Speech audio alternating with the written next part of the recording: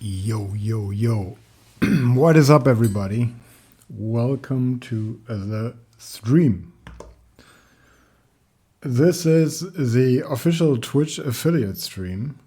I think after the stream I will unlock it once we ended the stream. But I basically achieved all the goals that I had to, and we are now basically Twitch affiliate. Can you imagine? That's so cool. Yeah, welcome. If you're watching live or watching the VOD later on, I've noticed a lot of people watch the VODs. So yeah, thanks for that. Otherwise, we will start painting very soon. I just need to clean one of my brushes.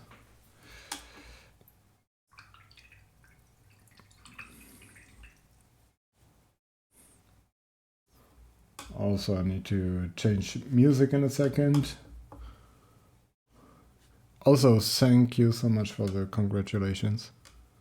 XDX, I hope you're doing great. I hope you're having a relaxed evening.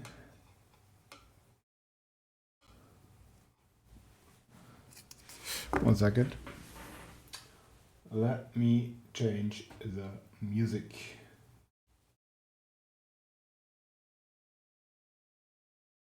What do we listen to today?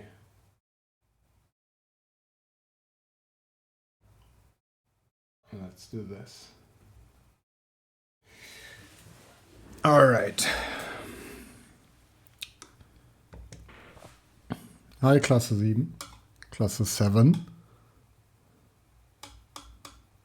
Watching streams, yeah. I would do the same if I wouldn't be streaming right now. I'm doing great. I had a pretty chill Monday. Not too stressful. Just the usual stuff. Yeah, other than that, I'm doing great. I was looking forward to the stream. Pretty cool. Pretty cool. I guess after the stream it will unlock, because the only thing I was missing was one more stream. Really excited what's gonna happen. I never had a stream where I went Twitch affiliate or anything, even though I streamed back in the day as well, but just very occasionally.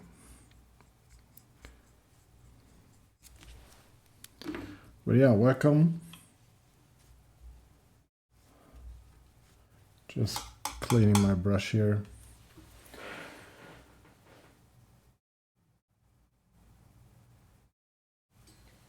Yeah, and today we will continue with true metallic metals. I want to finish this. I want to finish this today, and maybe we even get going on something else. I'm not sure what it's going to be. I could finish the leather because it's directly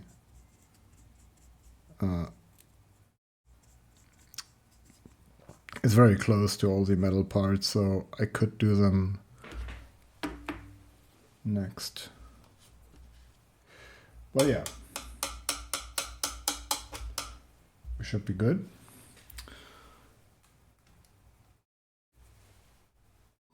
I have to pay more attention to keeping the model in focus. I haven't been that good with it. Last stream I checked the VOD and I went all over the place. Well, let me see. What are we going to do today? So there are a few parts of metal that I have forgotten, or I didn't even knew that they would be metal. One part is right here, between the gobble's legs.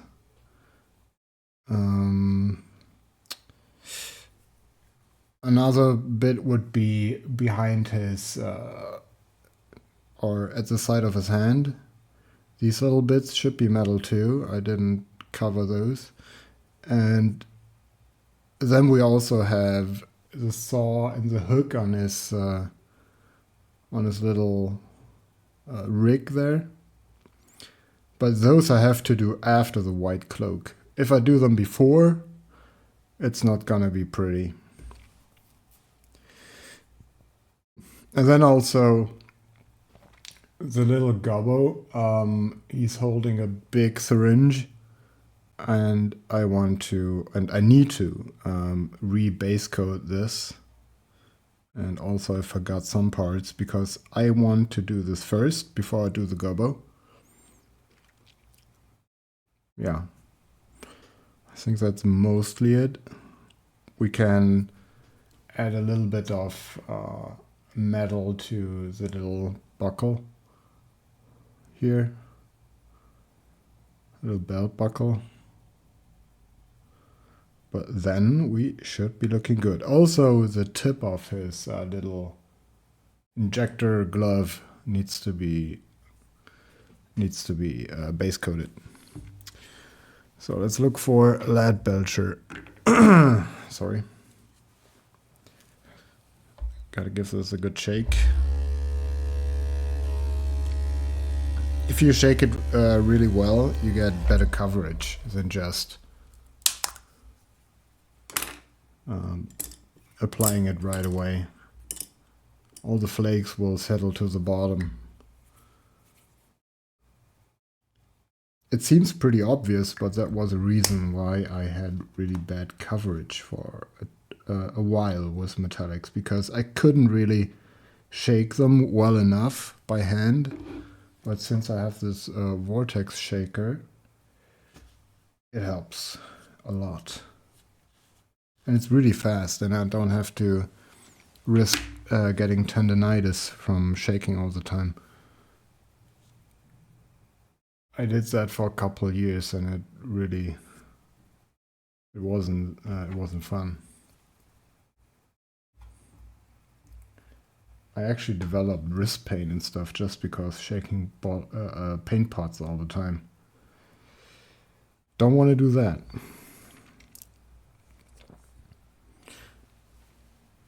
Let me see. Is this a good position?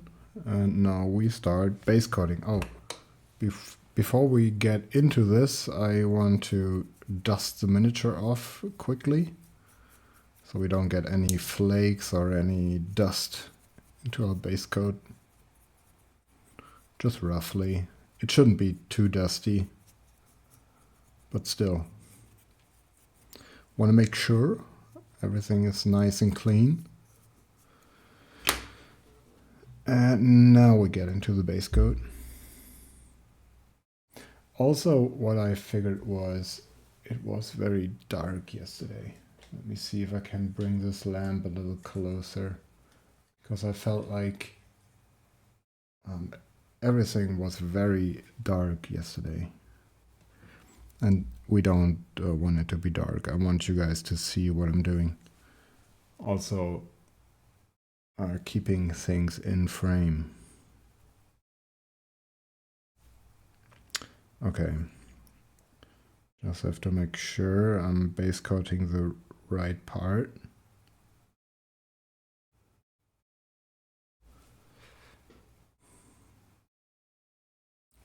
Also, base coating is a nice way, just easing your way back into another session.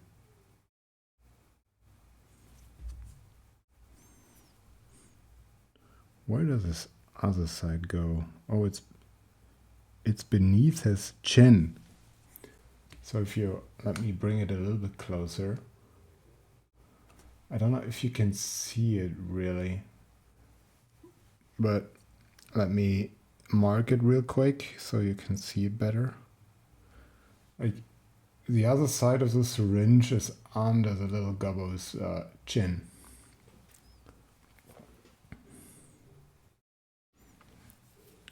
Have to make sure we get that as well. Let me refocus real quick. Yeah, I hope everybody is having a nice evening. What are you doing? I know XCX is watching streams. Anybody painting as well? Any hobby alongers?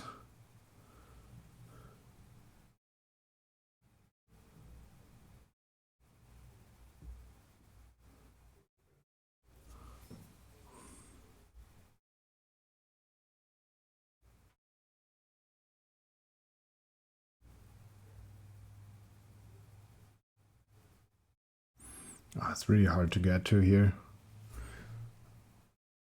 It's an awkward angle.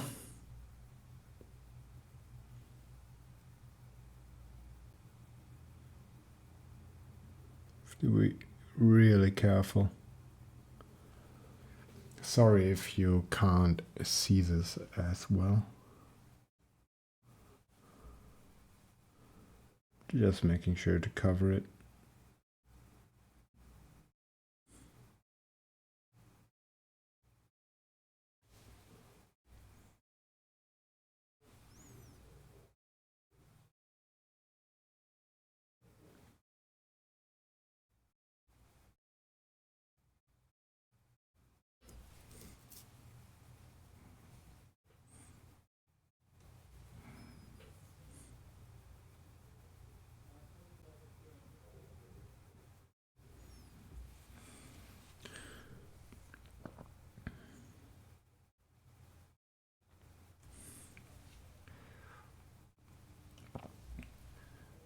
Yeah, my background is pretty dark, but if you could see, if there was more light, you would be able to see that I got something new on my shelf.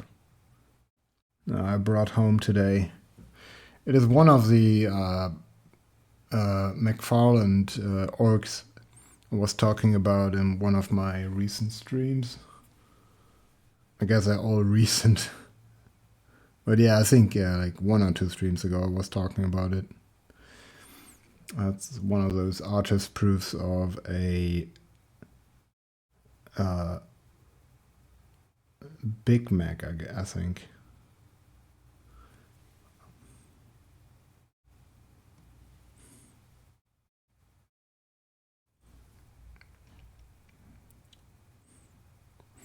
But I guess I won't be painting this guy up anytime soon. Just too much else on my desk.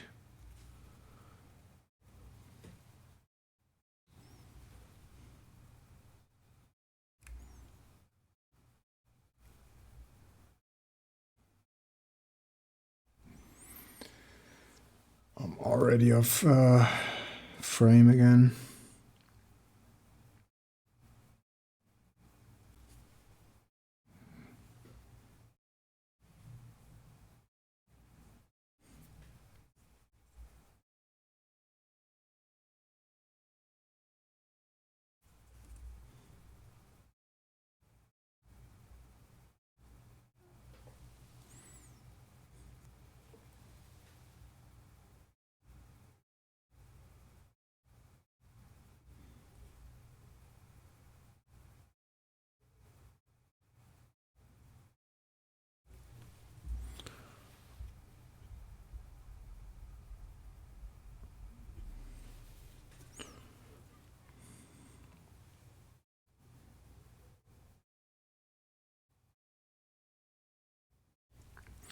We're almost good on the syringe.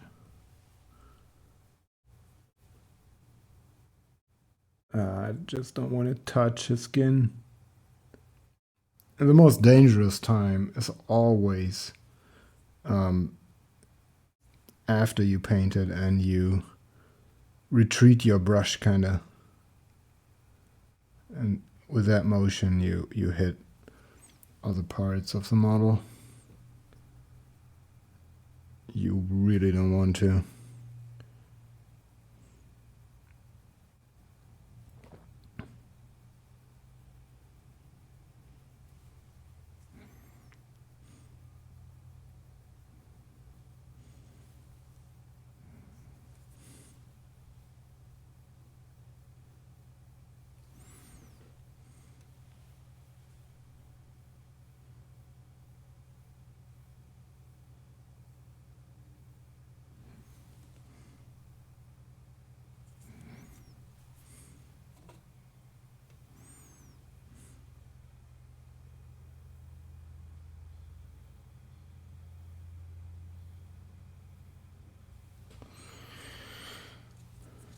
I'm off screen again. Damn it.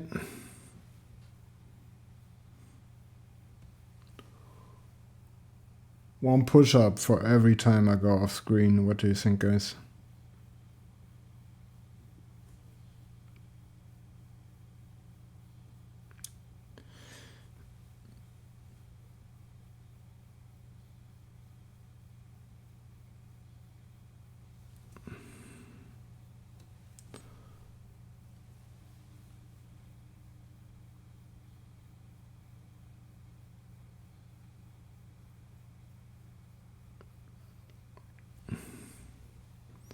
Maybe I'll learn it this way.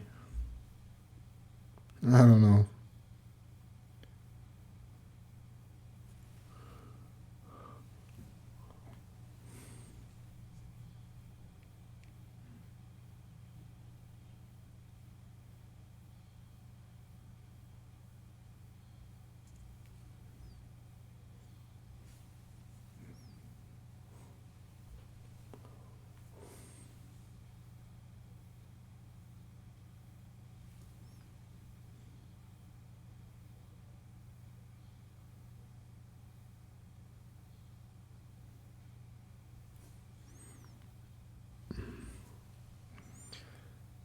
Reapplying some base coat to his little buckle here.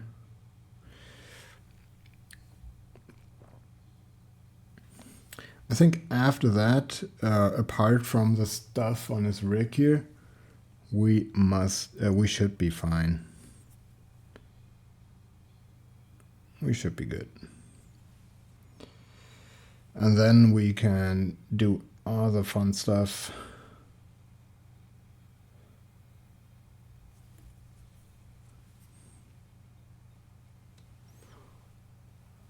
The model is actually coming together quite nicely now.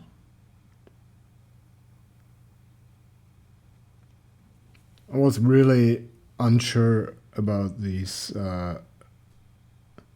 brass bits, but after yesterday I regained some trust. I regained some hope.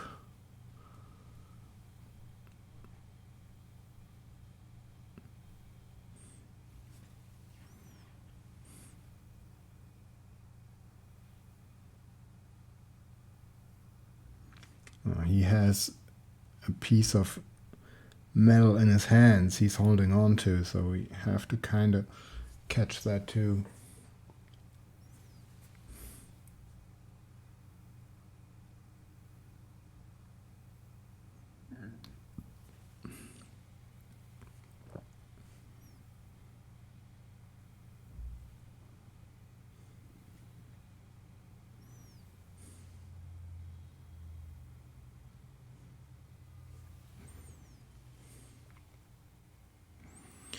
Yeah, and then there is this little bit. I don't know if you can see it, but let me get a little bit closer. I noticed I forgot to base coat a part of his leg. It's really hard to see, but on camera you can't really see it, but you see like it's very dark in there, and that's basically what sorry, I wasn't even talking to the microphone, but what's dark in there should actually be beige. So I have to try to get to it. It's gonna be hard though, with a pre-assembled model.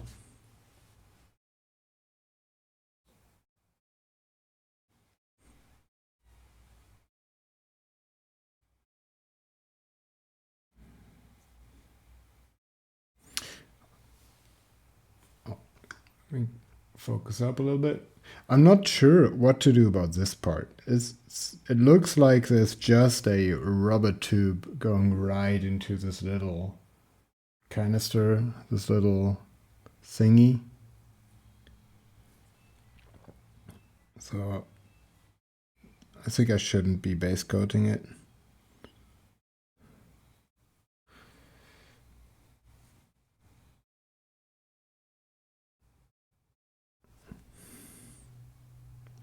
Gotta be really careful here because we don't want to touch the brush.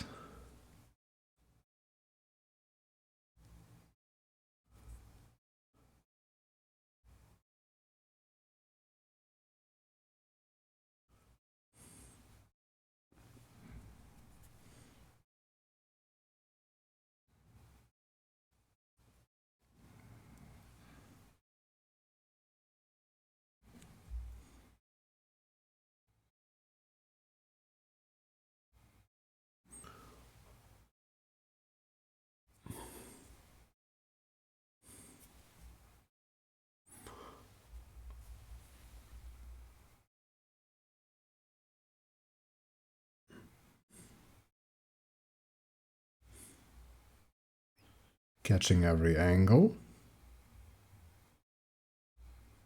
But it needs another coat. It's not covering enough now. We need another coat.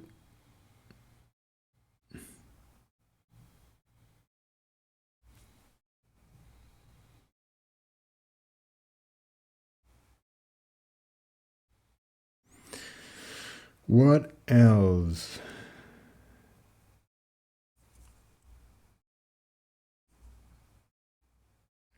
Also, I saw in the box art that he has some vein on his temple here. So I have to pick that out later as well.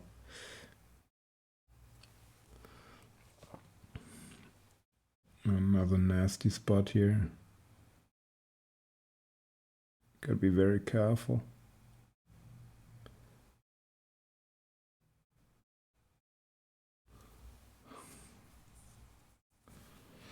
Okay, let's get the second layer on.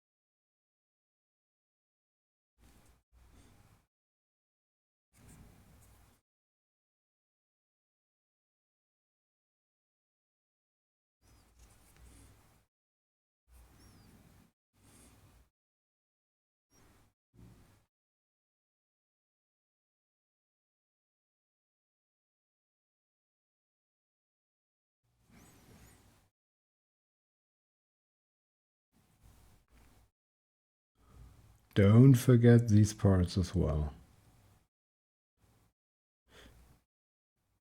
Like the sides of these little... What would this even be called? These little clamps? I don't know.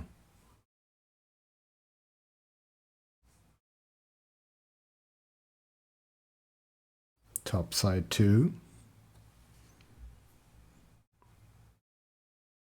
We're looking good.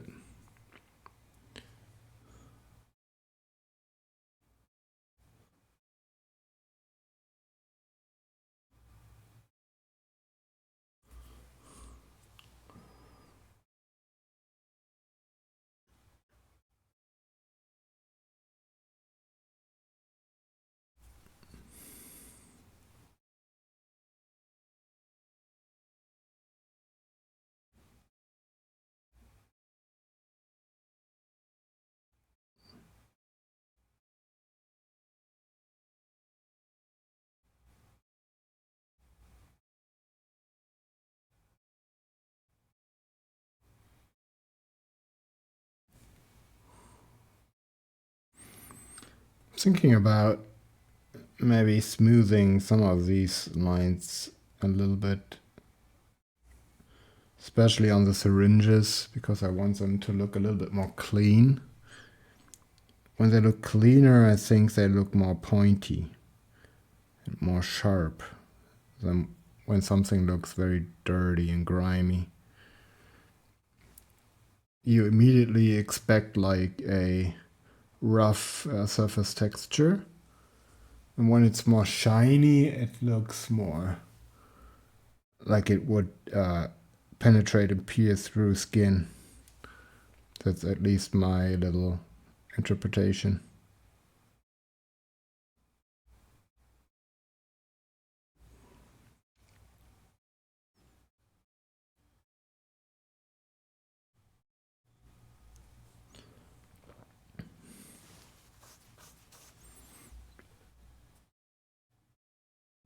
Oh yeah, I found another bit that we should base coat.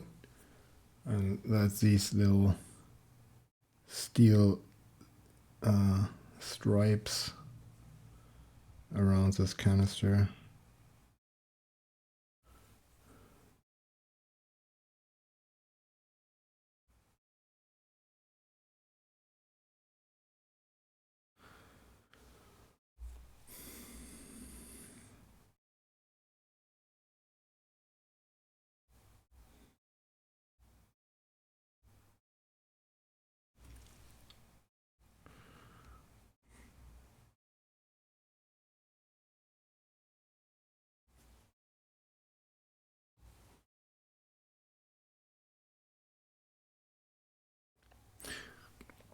Also, everybody consider setting stream to 1080p.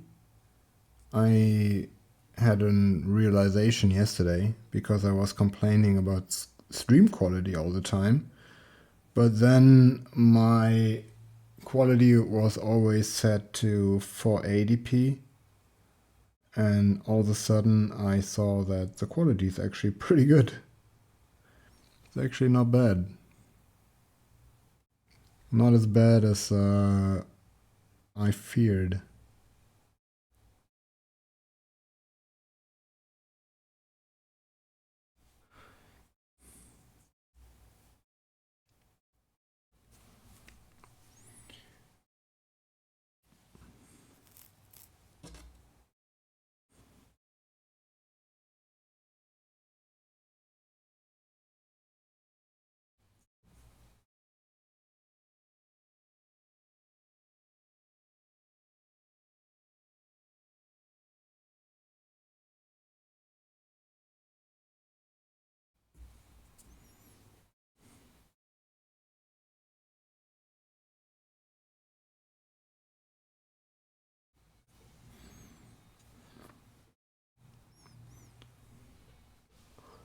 Makes a big difference if you also catch that top side.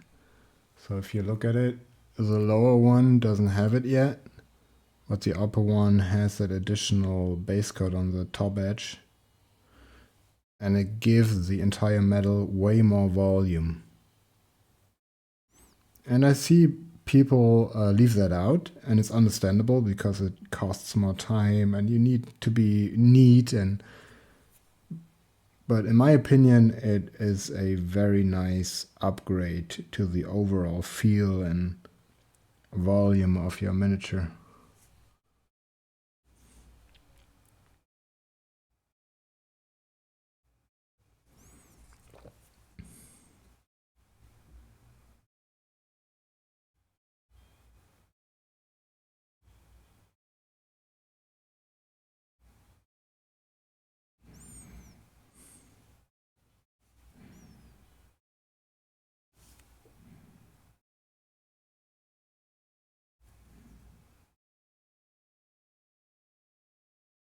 It's always the little things, you know.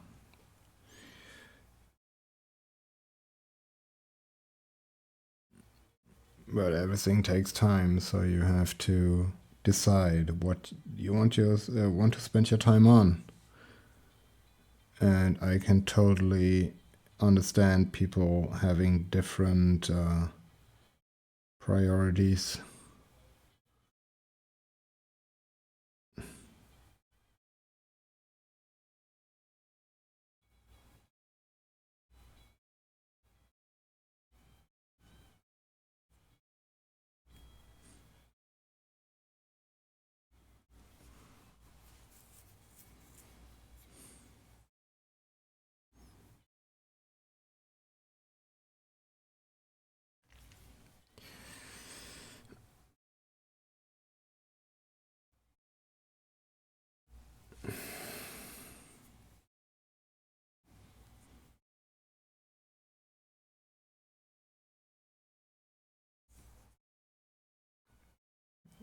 Yeah, a couple more metal parts here and there.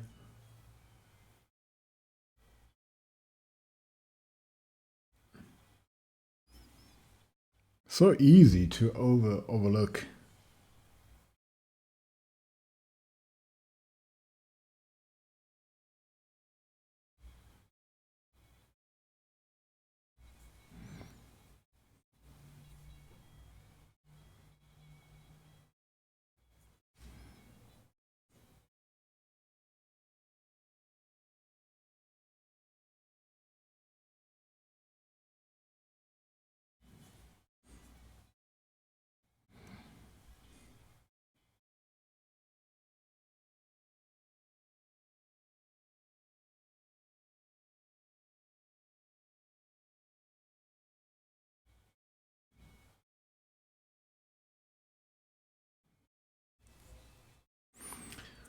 Also, we're gonna do the lower side.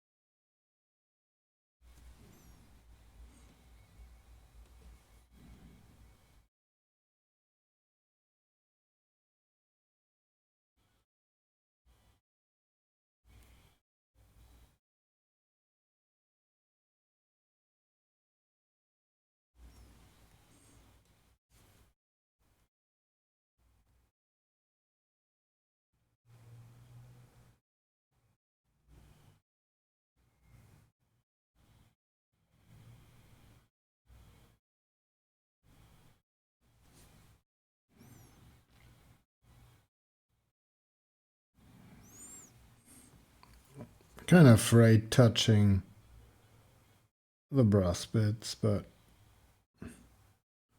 just gotta be neat.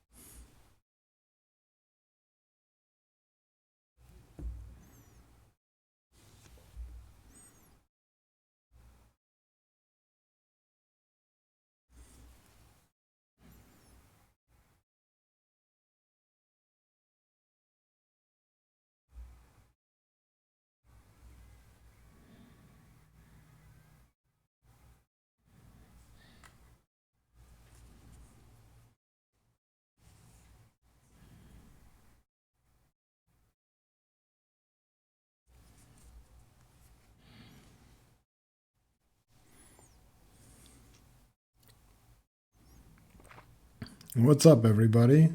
What is everybody painting right now? Any orc enjoyers?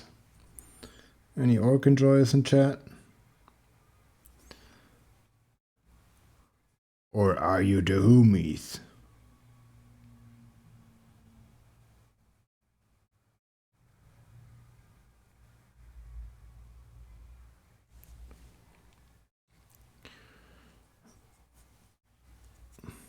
Yo, Shagun, what's up, mate? How many streams on the orc so far? I mean, you can't see right now because I'm live, but I think 5 or 6. I think this is the... No, this is the seventh stream, I think. I butchered that. But yeah, you get what I'm saying, I guess. And I always streamed like 3 hours, where 2.5 would be painting. So I guess I'm at around 10, 14 hours maybe. I think it's okay. It's not my best paint job ever, but I'm slowly increasing my quality actually. The skin was pre-painted, so it was kind of messed up from the beginning. But with all these additional parts, I've been adding more detail and more precision, and I'm definitely getting warmed up.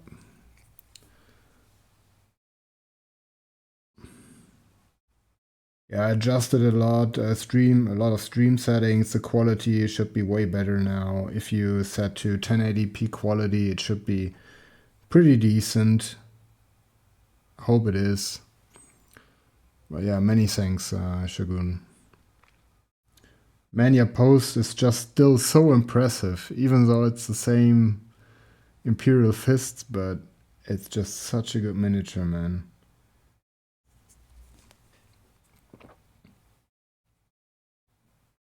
Thank you so much, XDX. I hope I can... I mean, I'm talking a lot, I'm yapping a lot, but I'm trying to give you guys a little bit of my thought process. Even though I'm talking about a lot of the same things.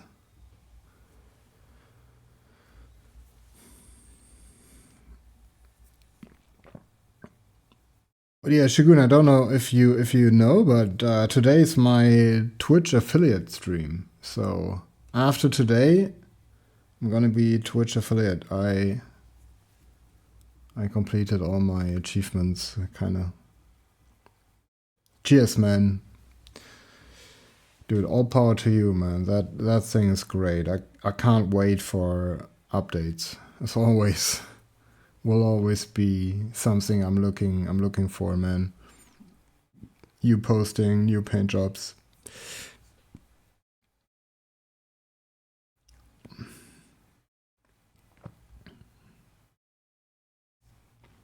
I want to buff up that metal a little bit. It got so dull by the shade. Too dull in my opinion. Just add a little bit of lead belcher on these parts to give it a little bit more shine, and I think it already looks better just by adding a little bit of lead belcher here and there.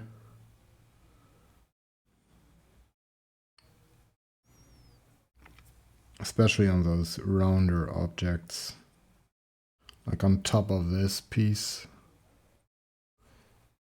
Thanks. Yeah, but went pretty quick. I had a couple of really nice streams. There's a bunch of people raiding me. Suddenly I had over 30 viewers, which was crazy to me. I never imagined having this viewer count even in the first month, to be honest. I was expecting to be sitting here just basically by myself for a while. Just very thankful for everybody tuning in and hanging out. Like I said, whenever you have any questions or tips or ideas or whatever, don't hesitate to just, type in chat.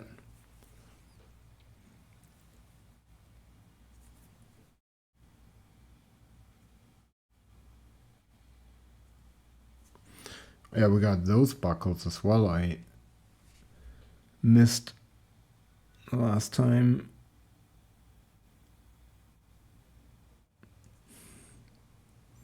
I want to be done with true metallics after this, so I can focus on all the remaining bits. Apart from his saw and his hook.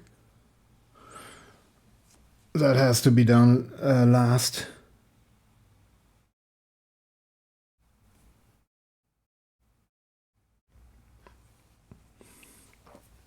But I was worried about my quality being too low while streaming, because it takes a lot of your attention and you tend to rush more. At least that's what what I feel. You get quicker and you want to finish stuff fast because you unconsciously feel, or subconsciously rather, feel like people get bored if you work too long on a single part, and you just keep pushing yourself to go fast. And I think it's not the right way for me.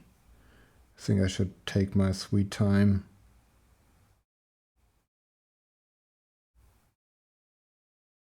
It's not about speed painting for me, at least. It's just subconsciously you kind of rush.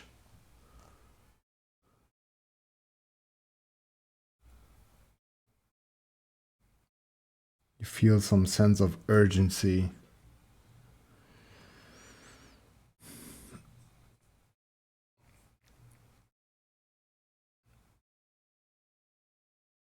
But yeah, Shagu, mate. Really happy to see you back in stream. I know you've been very busy. How is your commission going along? Are you making progress? Are you already working on something else? Are you done? Because I think you were pretty far.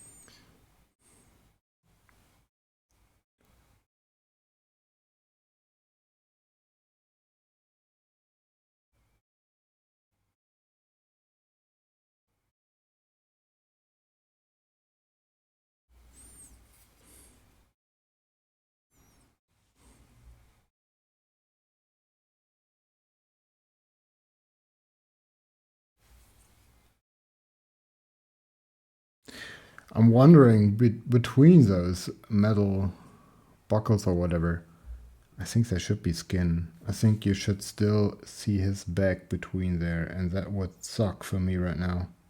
Because then I would have to paint it in afterwards. Please no.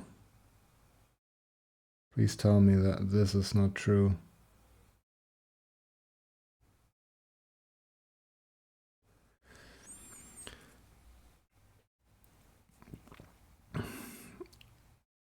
I still have the heads to finish in for the commission, but had some time away from painting to enjoy the weather. Oh yeah, it's been unusually good weather here in England. Yeah, in Germany too. We get a lot of rain as well. So yeah, weather's been very nice. Today it's been pretty cold actually. Been freezing. Went to work with not that much on, and meaning like I don't have like 7 hoodies on and a big jacket. I just had a t-shirt and a thin jeans jacket, and it was freezing. Pretty cold. But the other days were amazing. Crazy weather. It felt like summer. I mean, we're almost at summer. We're almost there.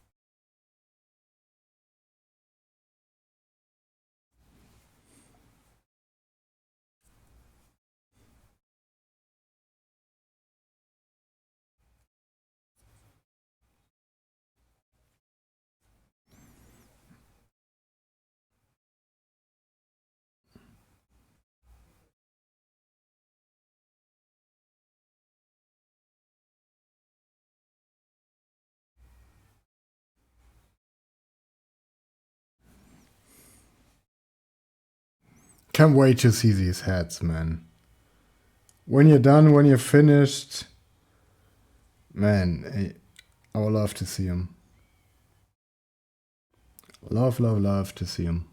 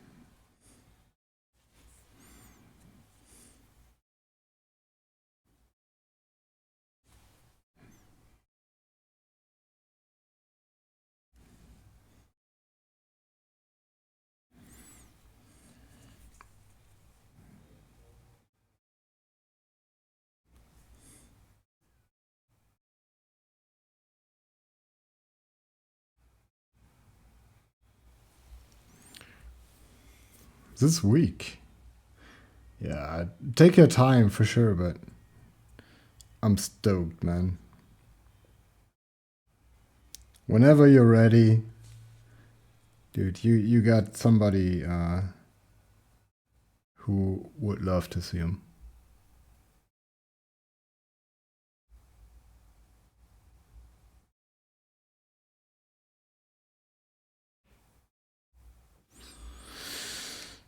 Can I reach that stuff? I don't think so.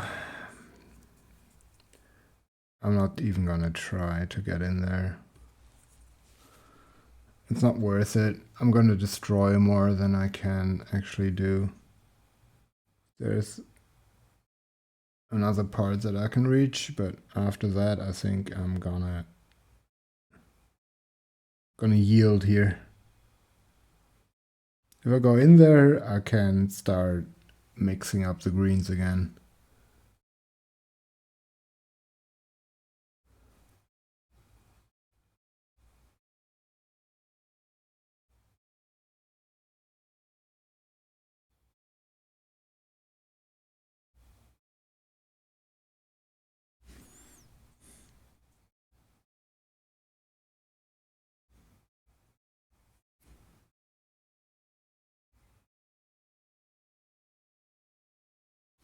Yeah, pre-assembled minis can be pain in the dot dot dot.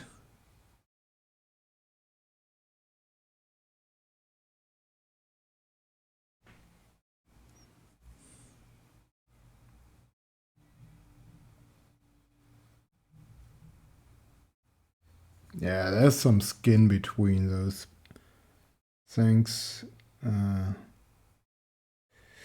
So we have to go back in there.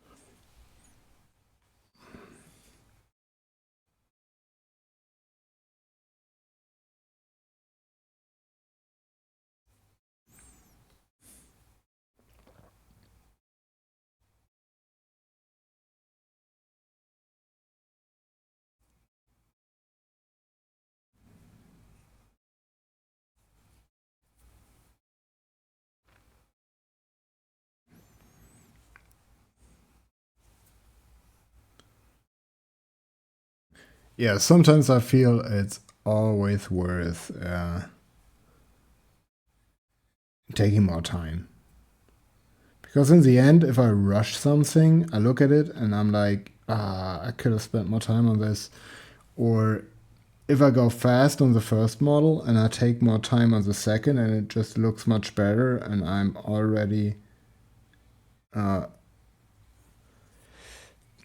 lamenting the fact that I rushed the first.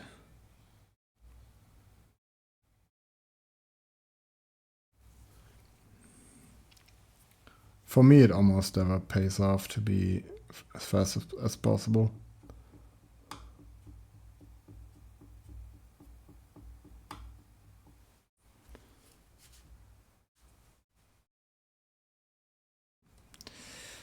We should be good soon. Caught most of those parts.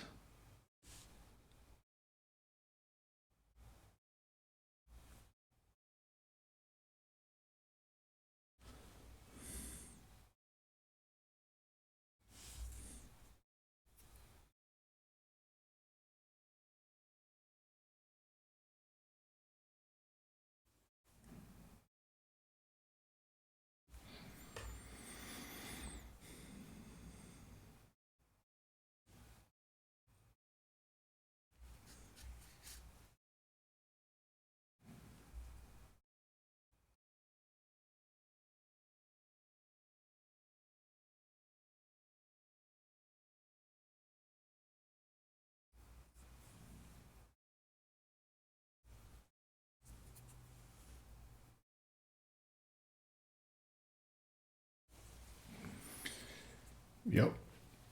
I think we're there. Or is there anything I forgot? Just a quick checkup.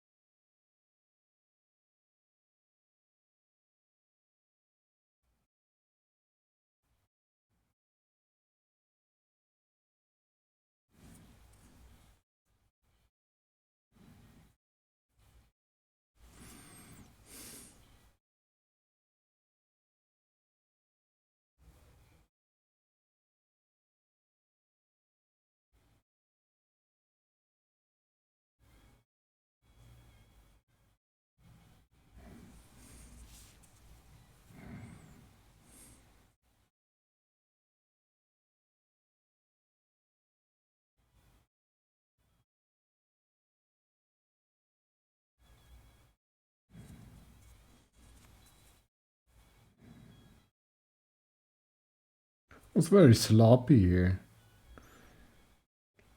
I forgot a lot of angles.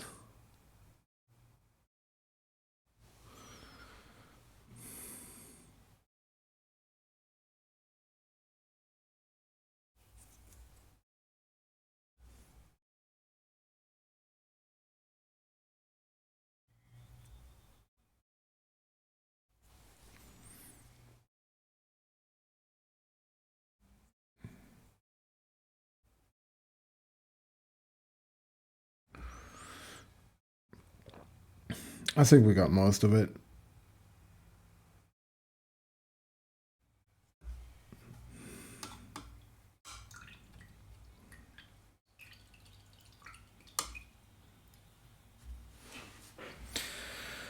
So what's next? Next would be a shade, which here would be just Nolan oil.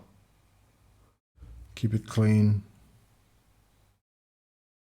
What did I do? Did I use just Nolan oil or did I add some Agrax? I think I just used Nolan oil. Pretty sure. Didn't write it down, of course.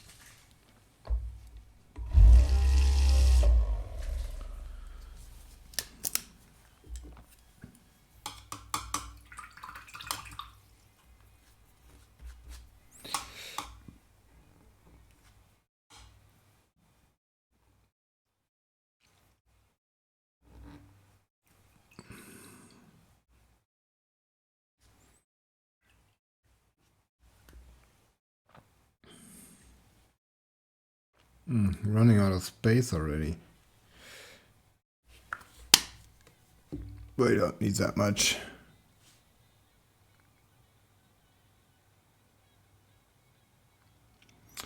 I mean, you can just type in exclamation mark GD25.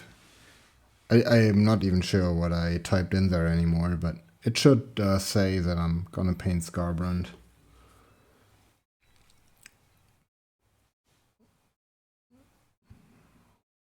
No, but I announced it. I announced it already. It's gonna be Scarbrand. I mean, if I hadn't, I did just now. It's gonna be the Bloodthirster. The big boy.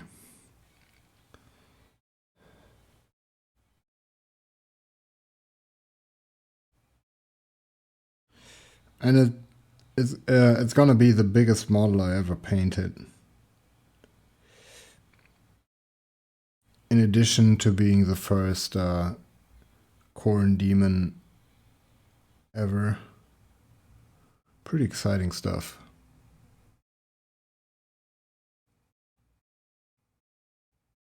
Yeah, it's a big boy.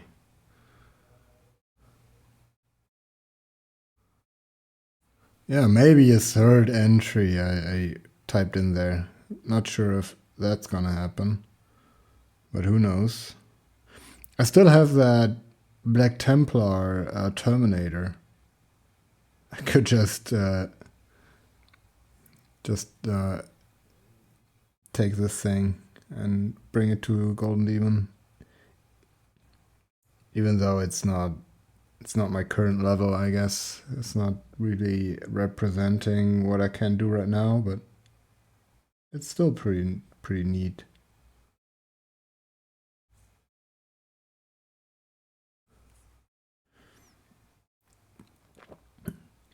Having a little dark horse in there.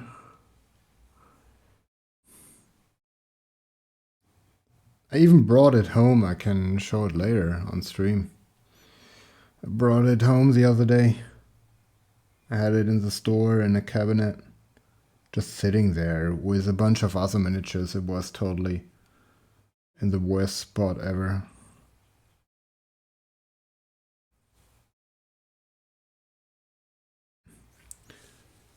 Just between like a dozen color test pieces, it was just in between there, and it was totally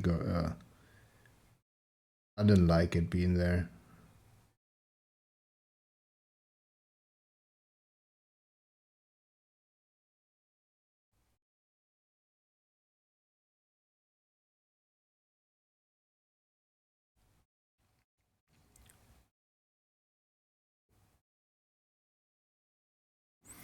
At Golden Demon, is there a clear difference in smoothness with heavy metal style paint jobs and non-metallic metal centric styles? Not saying all non-metallic metal lacks smoothness, but do you see a lot that has visible paint texture?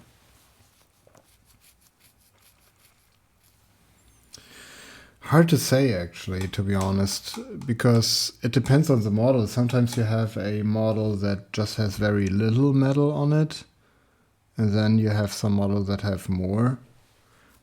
There were some really amazing pieces that were non-metallic metal. Jo, Grüße zurück. Grüße aus Hannover. There were some non-metallic metal pieces that were really amazing. I didn't see any visible texture, but then it gets smoothed out by varnishes and stuff, so it's kind of hard to see. Also, these cabinets were, to be honest, kind of dirty, so it was at sometimes hard to get a clear look at some of the pieces. I had the chance seeing some pieces from Pierre and Baptiste. I had the chance to see some of their work up close, and it was absolutely mind-blowing.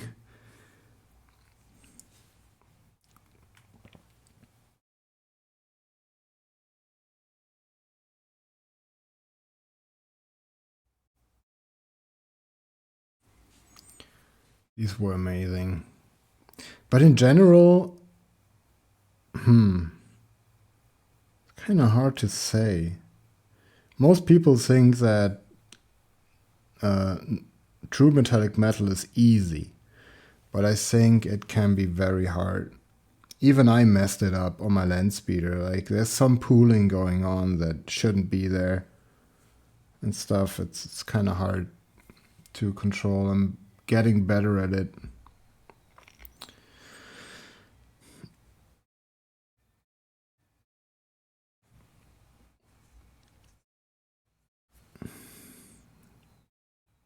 In general, I'd say there were really amazing NMM pieces there that I didn't see any texture or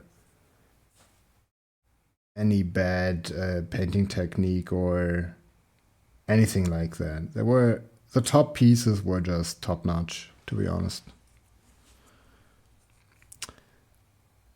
I think if you pull it off perfectly, it's superior to true metallic metal in a competition. But if you don't pull it off perfectly, it can let you down, because then you see every mistake. And true metallic metals can be more forgiving. At least that's how I see it right now.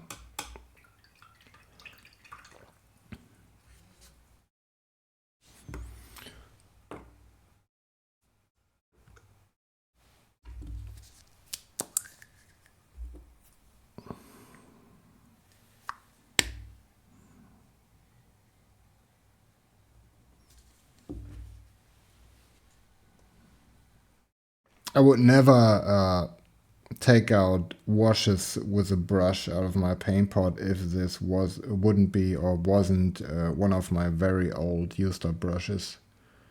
It's basically dead already. So please do this at home, kids.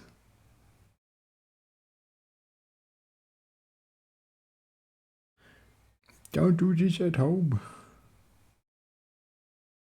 Like Jackass back in the day, when you always had these disclaimers, please don't do this stuff. No, do whatever you want. You're grown-up people, I guess, most of you. Waste as many brushes as you want.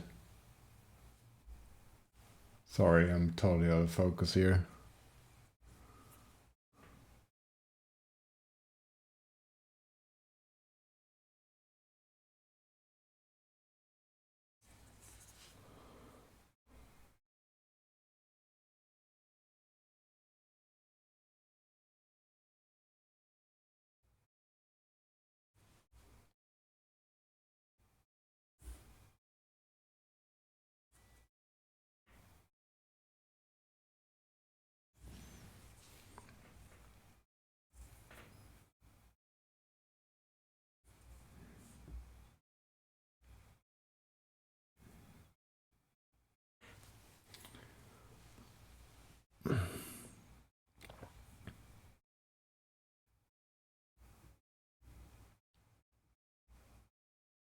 Yo, Millwall's Miniatures, where are you from?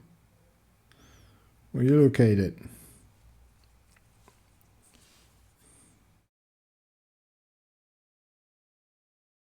Just curious.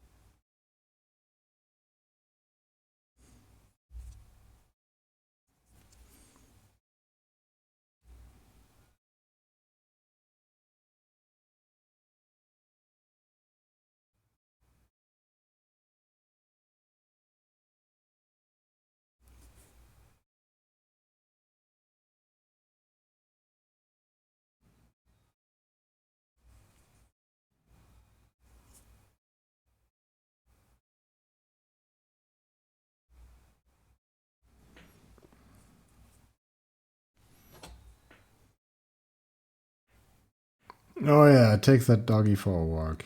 Sounds great. Yeah, take care, man. Thanks for stopping by. Cheers.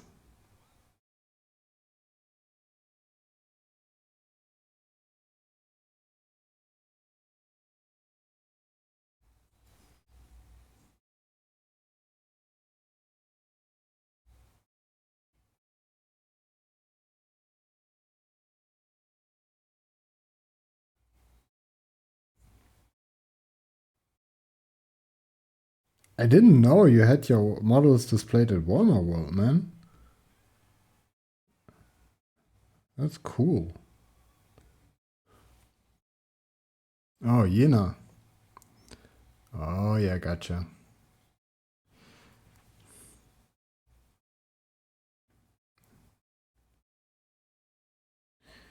Hope you're having an amazing Monday, even though it's Monday. But we got it already behind us. Almost. Now the fun part of the day begins, right?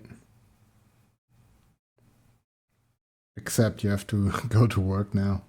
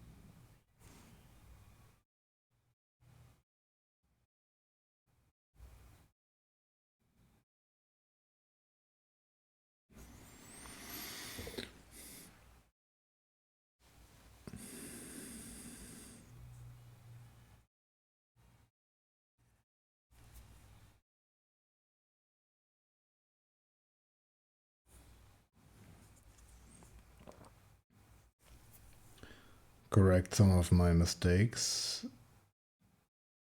Because if you slipped up and you created a little bit too large of a highlight, you can go in later on with the same wash and just tone it down a little bit. It helps. Still have to do a deep shade here for the metal. I will do at the end or in the end.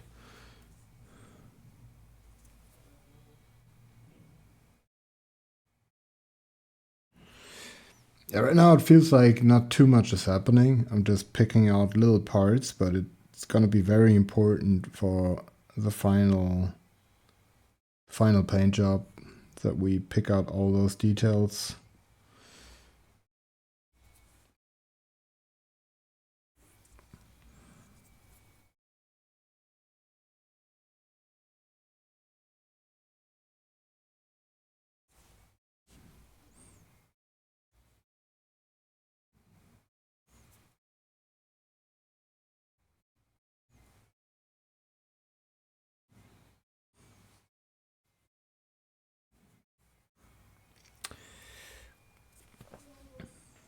Well, I think we're almost looking good. Almost ready to shade, to highlight. We're shading just now.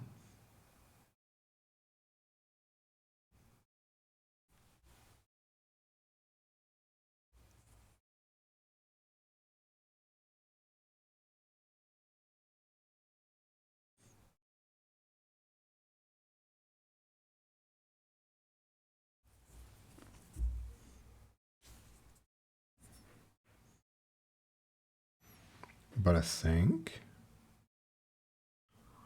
we got most of it.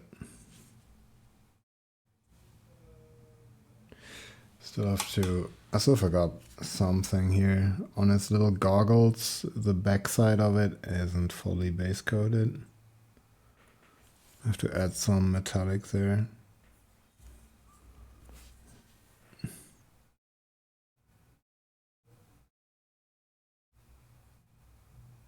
It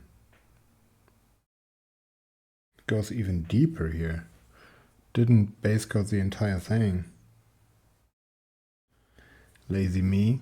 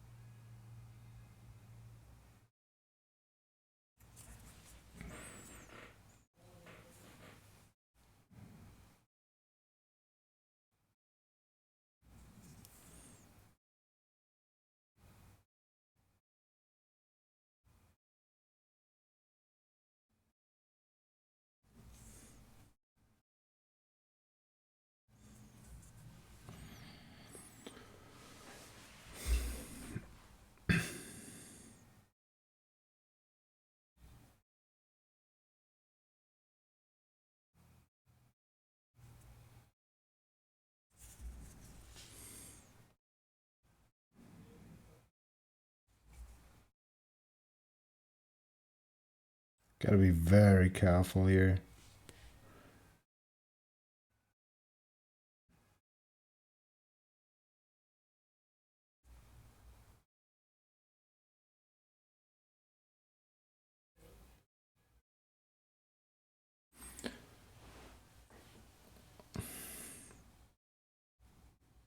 I'm doing my best to keep everything in frame.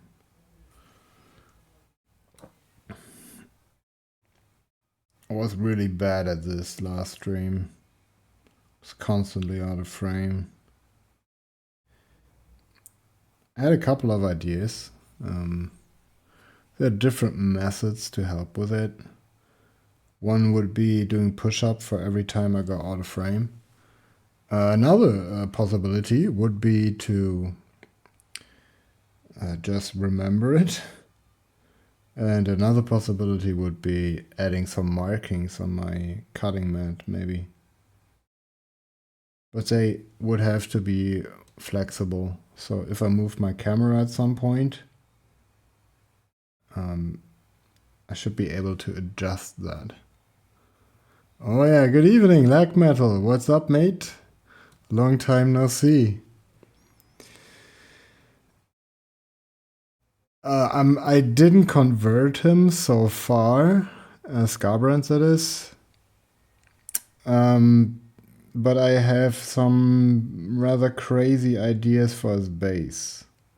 So I want to create some, what you call it, a gore, brutal battlefield with lots of casualties.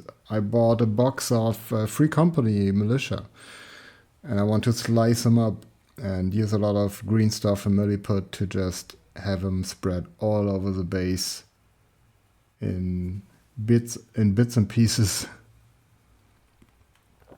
Pretty gruesome, but that's what I actually want to paint, to be honest.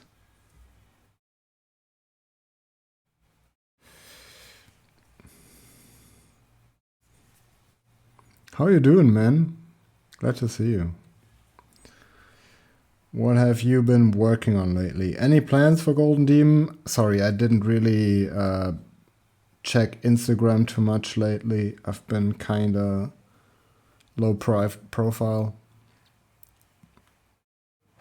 Yeah, it's gonna be crazy gory. Maybe it's gonna be too gory, how it's in my imagination at least. It's gonna be crazy. Just looking forward, sculpting all these casualties.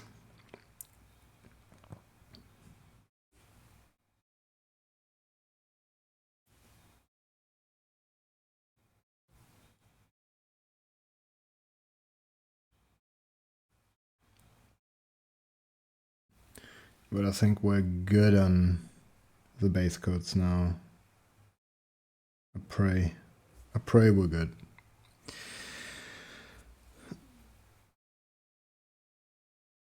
We can add some lead bulger to buff up the parts that got a little bit too dark.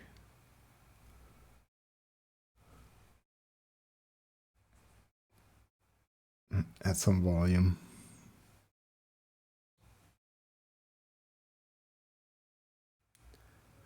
But yeah, Legmel, will you be at Golden Demon this year? Have you anything planned? I'm not posting much, and I'm joining Golden Demon I'm not joining Golden Demon this year. Last year was a bit demotivating, and I want to focus on terrain and game pieces this year. Not working that well, but I'm trying. Next year I will do display pieces again. Well, don't worry about it, man. Even I was kind of on the fence with joining Golden Demon this year or not, but I feel like I have still stuff to... Queen of Sabotage, thank you so much for the follow. But yeah, I think I still have stuff to turn in that's basically already ready. So good to go. And I am going to turn in my Deathwing Knights once again, once I repair them. Oh yeah, you're welcome as well. Glad to have you here. Oh, thank you so much. Appreciate it. It's still a good way to go, but we're taking our sweet time. We're being very slow and methodical now. We rushed it a little bit in the beginning.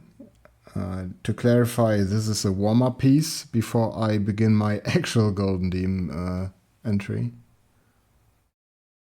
Oh yeah, Golden Demon is expensive as well. You have to consider the tickets and going there.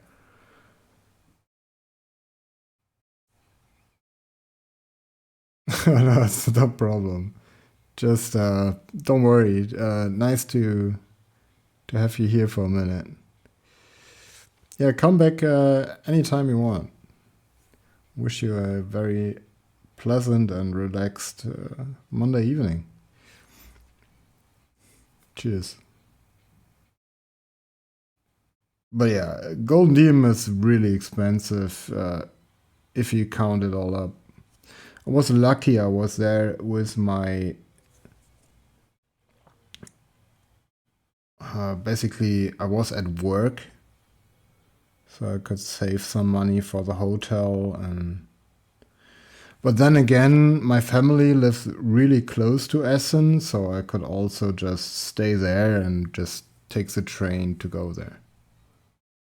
Yeah, accommodation is crazy, so that's where I'm a little bit lucky. I could just stay at my family and go from there because it's very close. I think it's like 45 minutes by train or something, maybe an hour. So that's a possibility I have.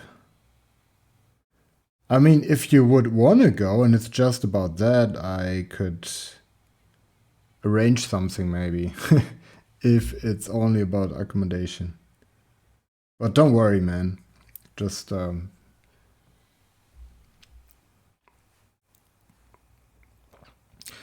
you there with Fantasy Inn this year, or do you have free time? That's a good question, actually. Last year, I told myself I'm not gonna do it again because I had so little time to talking to artists or just hanging out and enjoying the time. Was always working. So I told myself I wouldn't do it again, and I'm probably not gonna do it. Not gonna be there with Fantasy Inn again. Maybe I do an arrangement where I help out for a day or something, or just a couple hours. But I'm not gonna do the full-time thing again. Man, it comes from the heart, man. So yeah, if you want to go to Golden Demon and you're having trouble finding something, like I said, my family lives very, very close, and I'm pretty sure we could arrange something there. Pretty sure. So next year, let me know. Maybe we can do it this way. Would be super cool.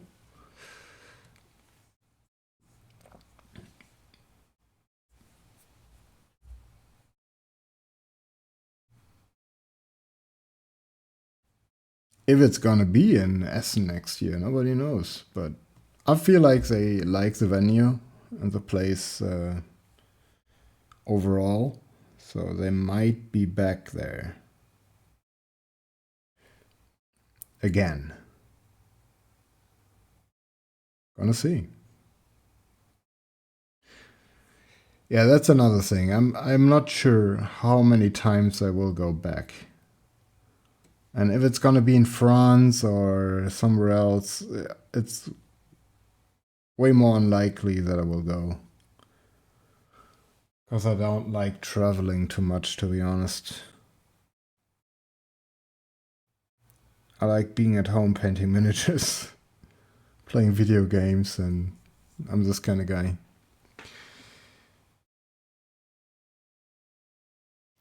Oh yeah. Yeah, creating a full Warmer Day, UK. It's gonna be crazy money because I seen their booth, quote unquote, and it's gigantic. So Golden Demon is gigantic. They have to pay a lot of money to create all this. But then again, GW is not like a small company or anything.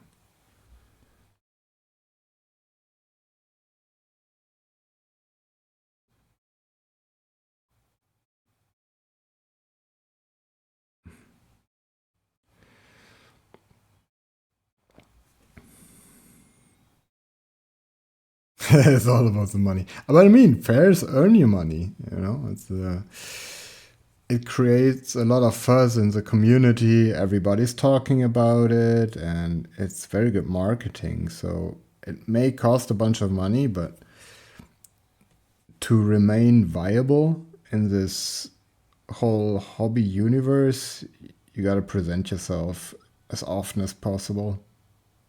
Even though GW is like a household name, it's not something that has to prove itself all the time. It's established. I feel like it's older than me. Yeah, people like it there. It was full. It was pretty full last year. So crowded, so many people, but yeah. You're the guy with the great dark angels. I like them. Thank you so much, Milbors Milches. Thank you so much. Good evening. Pointless alibi. What's up, you beautiful nerd? What's up, you legends? What is everybody doing? What are you painting right now? Are you painting? Or are you just being lazy? Be honest. Are you lazy right now? Thanks, mate. It's a big day for me.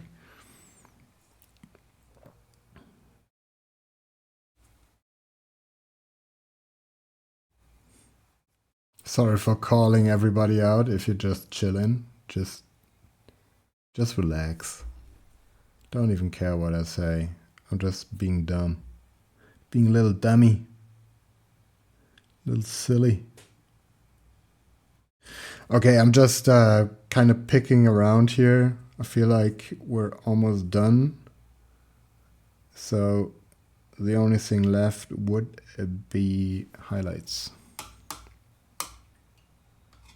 Oh, thank you so much. Yeah, I put it in there. I think it's huge. After, I guess, 8 or 9 days, went so quick.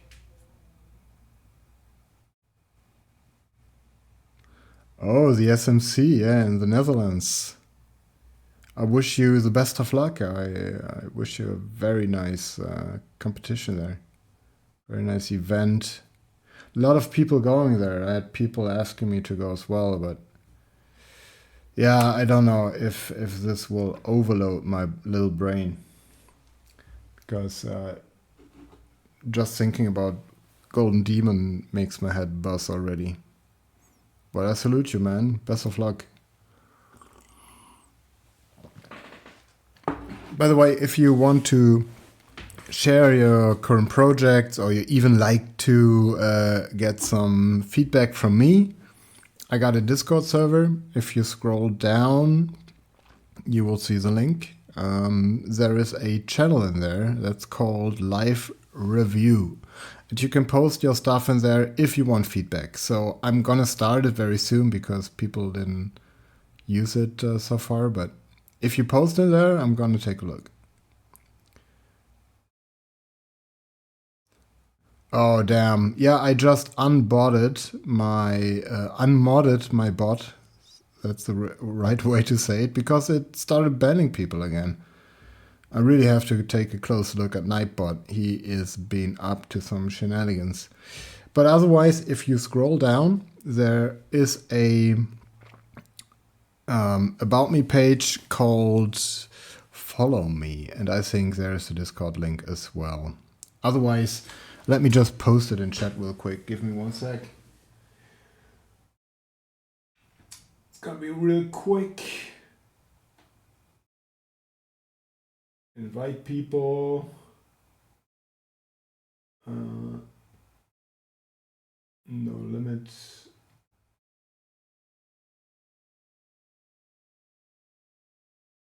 Copy. And yeet. Okay, that didn't work. What the hell? What the hell?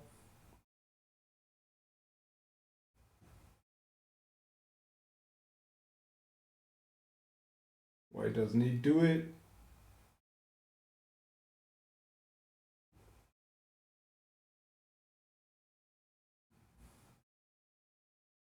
Ah, god damn it.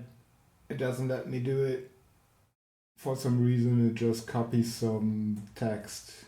Hidden, use copy button. I did that and copied exactly this. So yeah, just scroll down.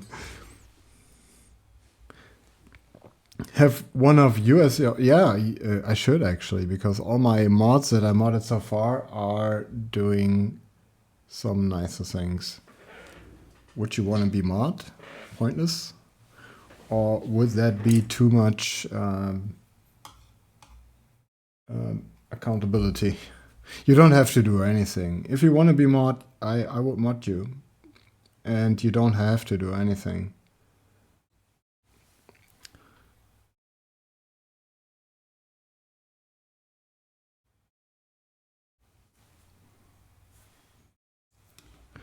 All right. Let me see.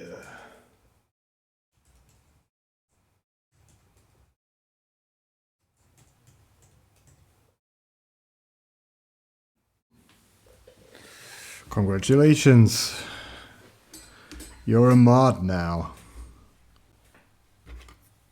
Thank you so much for offering even. Want to do it.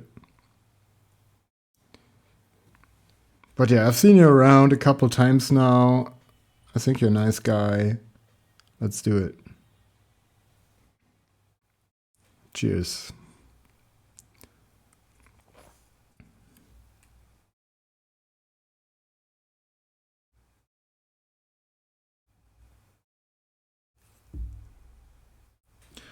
I'm totally off frame again. Oh yeah, thank you so much. You're great. Now you can post links, right? It's just still my setup isn't perfect, to be honest. I need to have some kind of method to communicate with you guys more. Thank you. Yeah, spam that link anytime.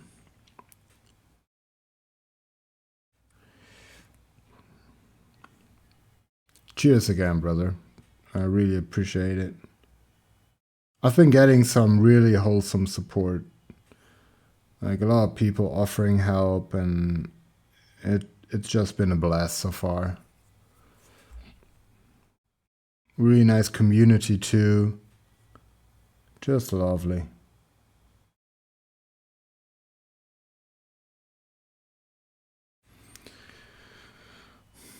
You're in. Welcome. Welcome to the Discord. And yeah, feel free. It's pretty fresh, of course, because the channel is so new. So just post your work in there. I'm gonna mod you on Discord as well after the stream, so you have the same kind of privileges there. And yeah, I have work in progress. It's finally finished for your finished stuff, and I'm actually looking at it. So even if nobody's gonna look at it, I'm gonna look at it. And if you need feedback or you just need some pats on the shoulder, I'm there for you, man. I love to look at projects.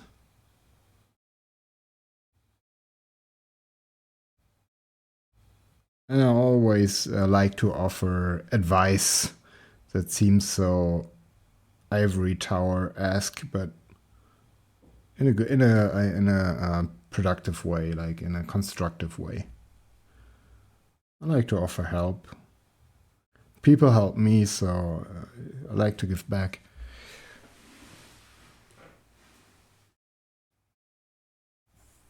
So yeah, I think we can start the highlighting process now.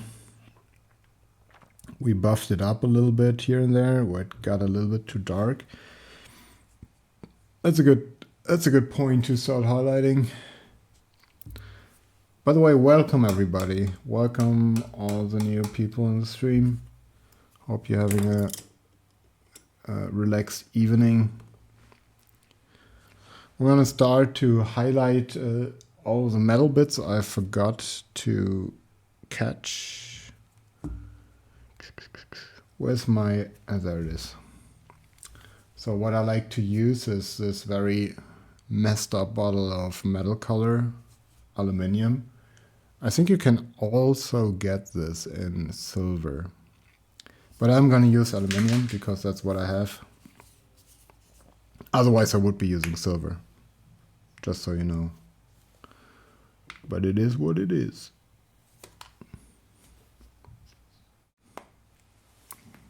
Also, I got something really nice today. This is a Russian green surface primer from Vallejo. Oh, they do chrome. Yeah, chrome would be amazing too. I just like a color that isn't as cool because that aluminium has a cold tint. Cold kind of hue. Yeah, this primer is gonna be dope for my Dark Angels. It's very close to Dark Angels green, maybe a little bit more yellow, but it's gonna help base coating these little suckers.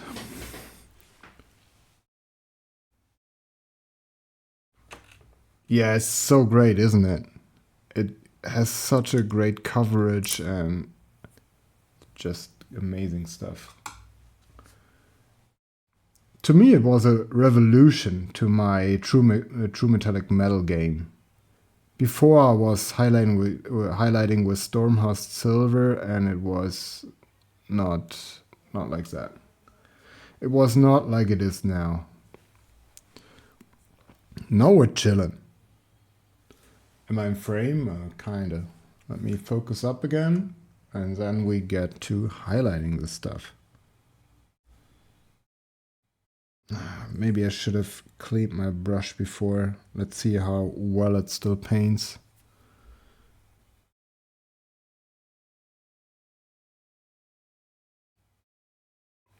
I'm gonna take my sweet time. I want these highlights to be as sharp as a laser, if at all possible here.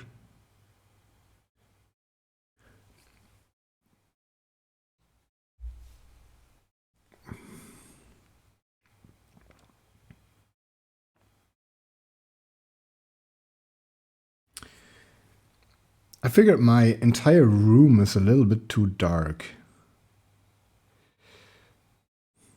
Well, it tells that a lot. I'd probably use Storm of Silver as an area coverage of dry brush, then highlight with chrome. Absolutely, that is how it should be done, I think, because it's easier to buff up stuff with Storm of Silver because the coverage isn't as aggressive. Yeah, absolutely. Yeah, I used Lead Belcher to buff up stuff again as well, because I don't know why, but true metallic metals, I always wanted to master them, but there are still areas where I'm struggling, and I'm looking at other people's works and I'm like, how did they manage to get this nice gradient, this nice wash effect, and this nice shading, and yeah. But I lifted a couple of mysteries so far. I'm on my way to understanding it more and more.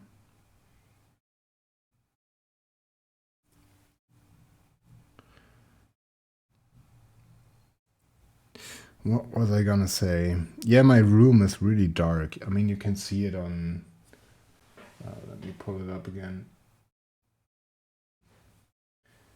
Yeah, it's really dark. And I think if I put more lights in my room, it's gonna help with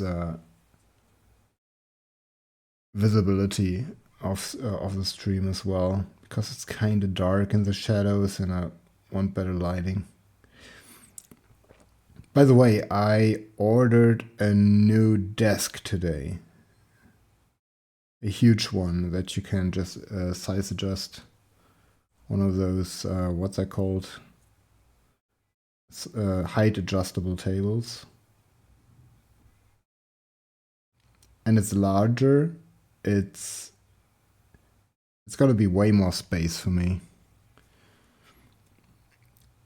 It's gonna arrive before the weekend, so either Saturday or Sunday I'm gonna take the entire day to change my setup and assemble the table and whatnot.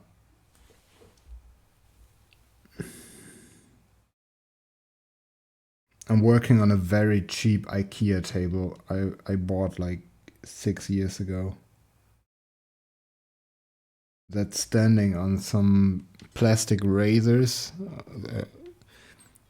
like raising it up.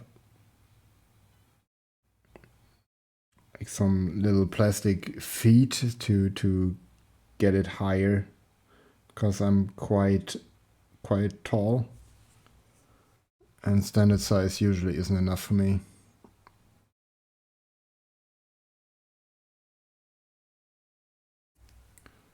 Yeah, Kia's great.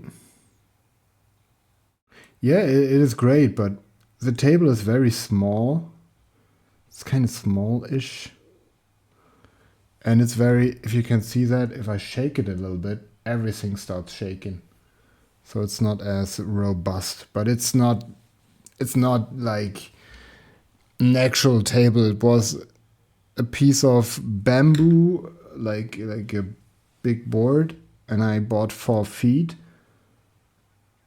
Then these extra size increasers, whatever. I have no idea what these things are called. And it's just very wobbly. I don't have to paint this because that is going to be black later on.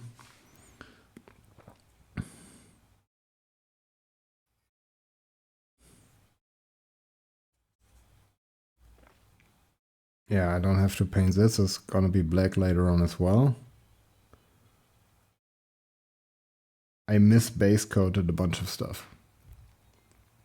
Yeah, thanks for joining the Discord, like Metal. Cheers, mate.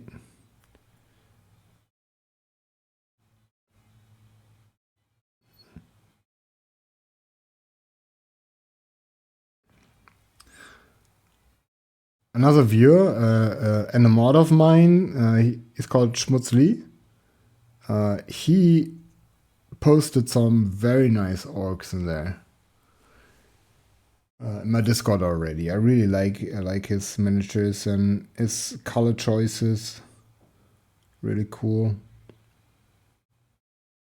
Yeah, like I said, if you have anything to share, don't be shy.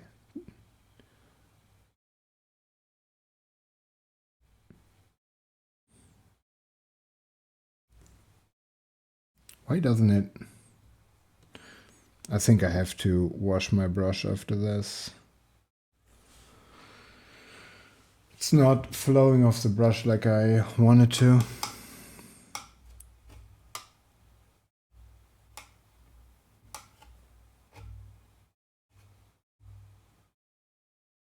You got me painting. Wanting to paint some orcs now?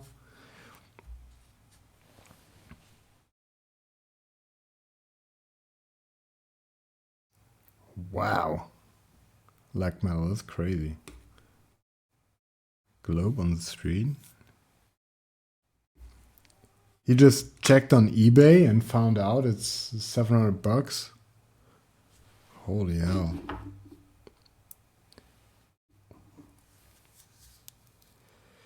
Yeah, Iron Jaw Oryx. They're on my Instagram as well. Oh, you saw them there? You have no idea how long these took me. These were a grind. I painted 5 of them. If you saw them. It was absolutely insane. Like base coating. Sorry, excuse me. Base coating the yellow. Oh. Gotcha. Yeah, I painted some. Oh, share it. Absolutely. It would be great.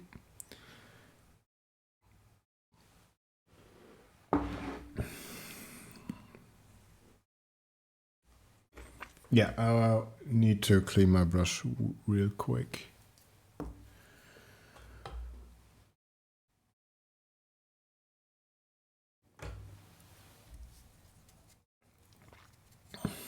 I've been using it for over an hour, and that's where it starts to get really messy and dirty.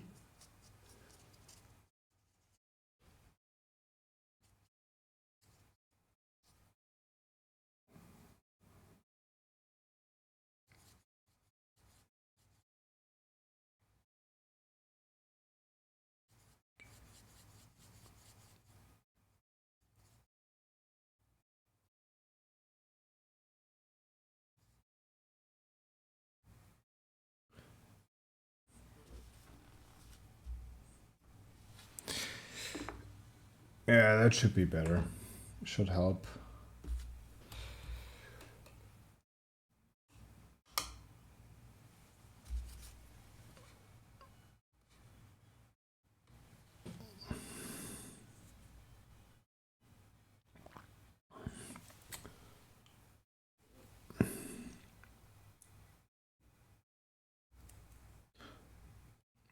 If I'm not in focus for an extended period of time, just yell at me. Just tell me.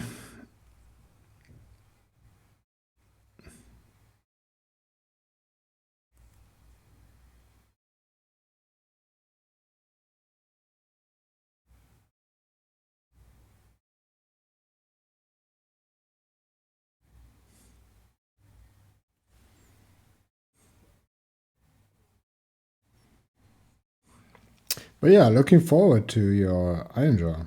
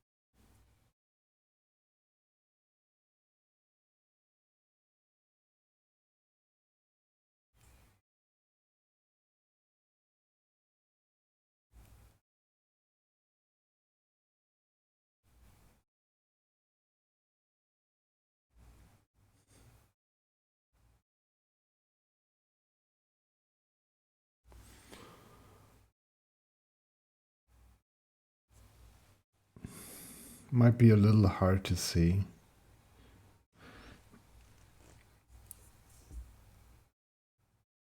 But I think that's part of my lighting situation. Just need more lights in here. It's too dark.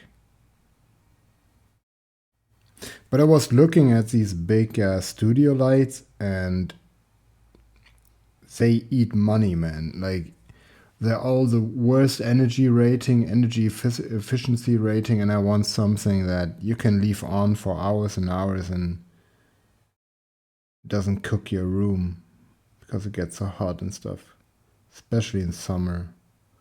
I need some LED solution.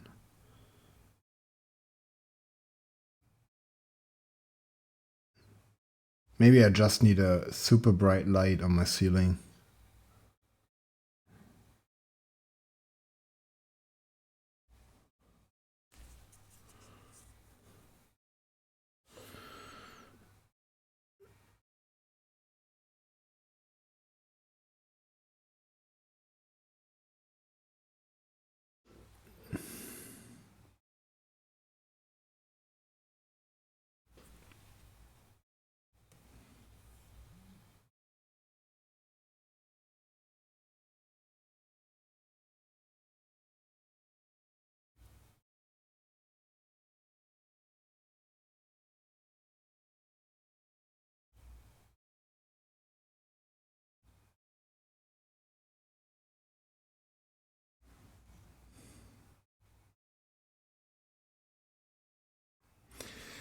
Buffing up those highlights from the front so you will see him even if you look at him from the front.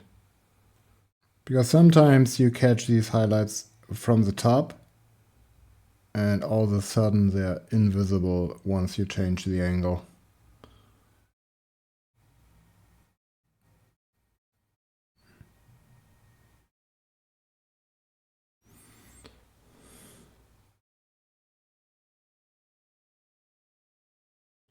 Like this. I just painted this in before it was totally invisible. You couldn't see it from that angle. And that's the tricky part about edge highlights, that it took me a while to realize that properly. Okay, uploaded. I'm gonna get the next lot now. Cannot I just ask what the best yellow colors are to use for Ork armor? Oh, you can, and I can tell you what it is. I don't know it on top of my head, so it would take me a minute to look it up, so I'm just gonna write you the recipe after stream if that's cool for you. I can give you basically the box art recipe. And then, I don't know if you know about it, but there is a site called heavyarchive.com. It's from Infernal Brush, and he posts a lot of official or studio recipes on there. And I guess he has iron jars too. I would think so. So you could look this up too, but I definitely got the right recipe.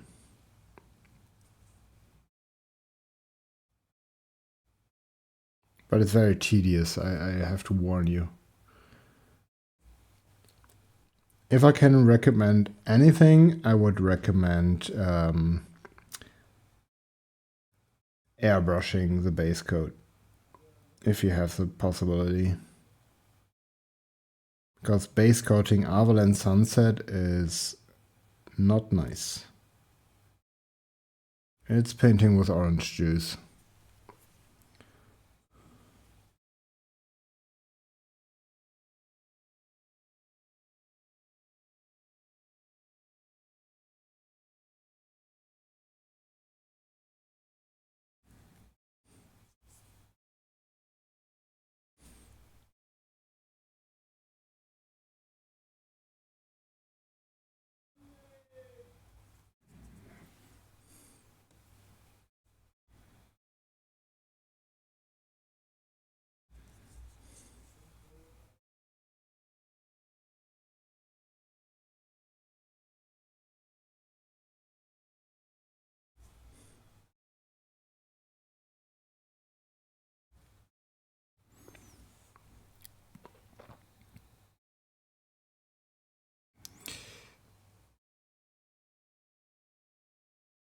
Predictive text is now on. I can definitely type better, dude.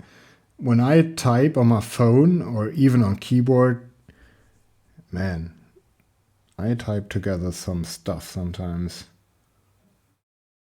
So no worries, I didn't even notice you messing up anything. I'd say pop it up on Discord. Yeah, I'm gonna do that. I know you use pink as an undercoat for it. No, you don't. I don't own a paintbrush, to be fair, but I'm probably... Oh, you could use it as an undercoat for yellow. Yeah, you could use it, but in the recipe, you use just a black priming, black primer, and then the base coat is just Avalon Sunset.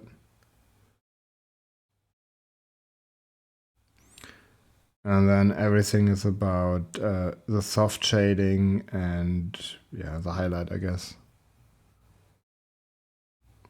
Yeah, that's a technique I'm very aware of, but it's not part of the of that recipe.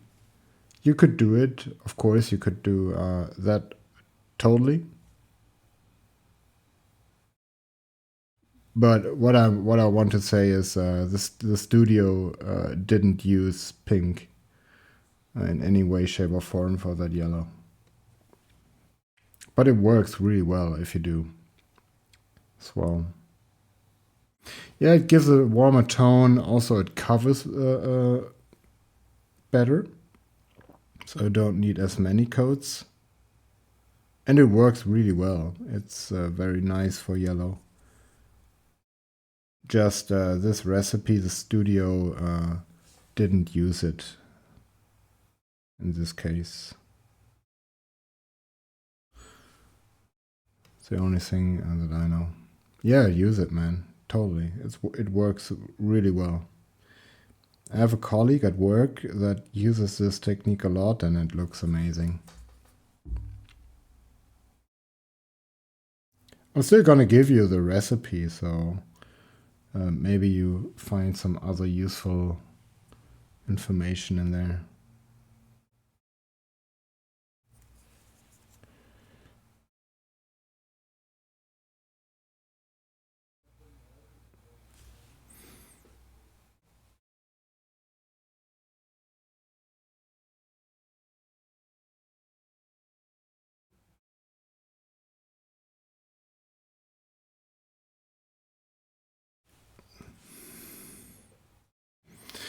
Have I stretched and hydrated yet? Too little, gotta be fair. Thanks for the heads up, for the reminder. Let's do that real quick. Oh, I can already hear the cracks, man.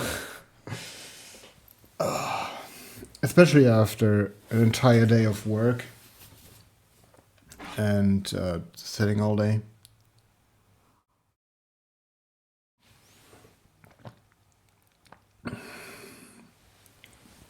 Yeah, good idea.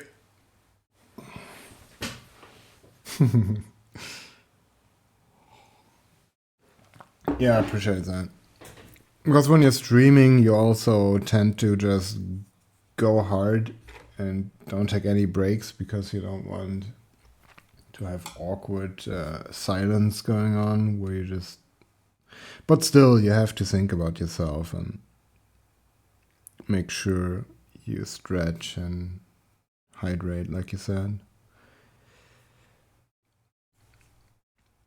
It doesn't help if you just suffocate yourself there. But yeah, I'm fine, but it was definitely a good reminder there.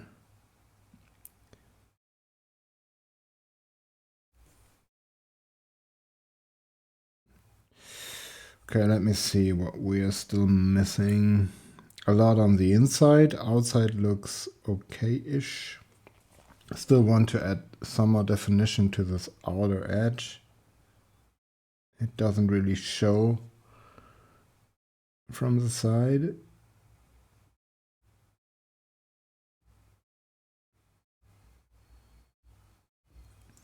Yeah, that should be better. Yeah. Already better.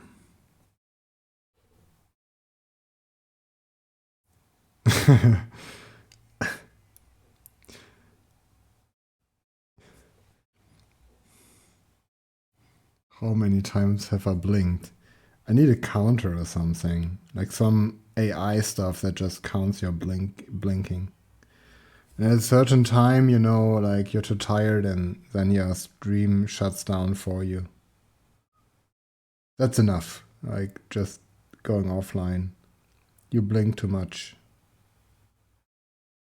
Or too little. Possible too. Yeah, thanks for the spam, man. Appreciate it. Yeah, join the Discord, guys and gals. Got some good stuff going on there. Like if you need some advice or you just want to talk with people about your painting, I'm building a little community there. So trying to pin that link. Yeah, I'm totally clueless with this kind of stuff, to be honest. But if you find out, let me know. I need to look at this myself.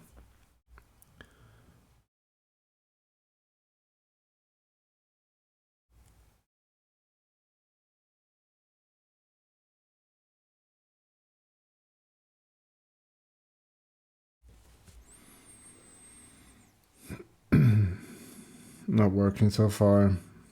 All right. Have to look it up. What's going on there?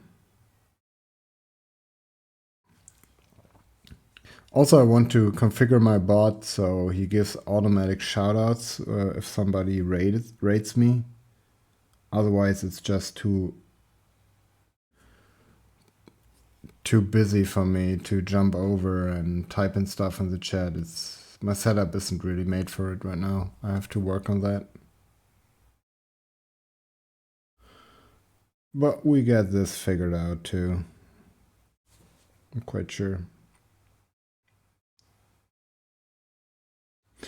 Also, I'm planning to switch to OBS. Right now I'm using Streamlabs, and I feel like OBS has way more features and it's a little bit more complicated, and Streamlabs is easier to get into, but in the end, OBS just has more options.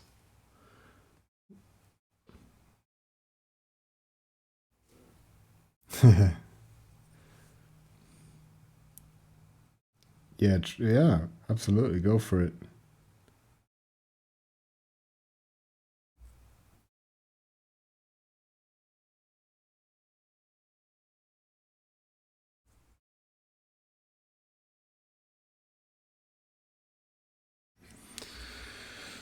Okay.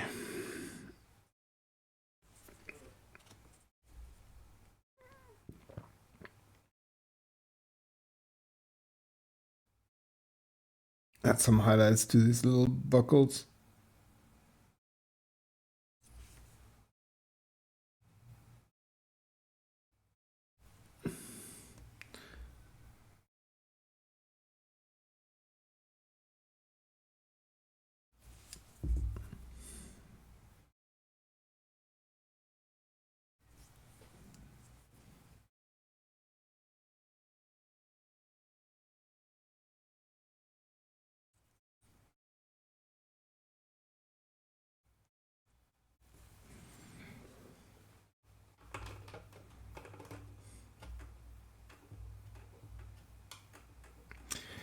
The UI ain't as good, but there are a lot of things that you can't do in Streamlabs. I figured it out through trying. Like there are some filters and some stream settings, some audio settings where you sample from, and all kinds of stuff that you can't do in Streamlabs. Streamlabs is just easier to use, basically. Oh, you pinned it. It's easier to use. It's like easier entry. But then I looked up a bunch of tutorials, and some stuff you just can't do in Streamlabs. You don't have the option for it. And in OBS, you have more options. I had no idea what the difference between Streamlabs and OBS was in the beginning. I thought it was just a white label franchise, whatever. But there are definitely functionality differences. especially for setting up your mic, loading in filters. There are some filters in Streamlabs too, but you can't use some plugins. Like there are some plugins you just can't use in Streamlabs, sadly. And that's why I started rebuilding my stream in OBS in the background, and I want to switch to it at some point because I have these additional tools. I want to add a de-esser to my audio because my audio isn't perfect yet. I mean, it's never perfect, but I feel like it's okay-ish. It's in a good spot for a start, but I still can improve there a bunch, I feel. But then again, the stream is really young. We are streaming for like 7 days or something. So let's not get ahead of ourselves. CB Wing, thank you so much for the follow, my man. Hope you're having a great Monday evening over there.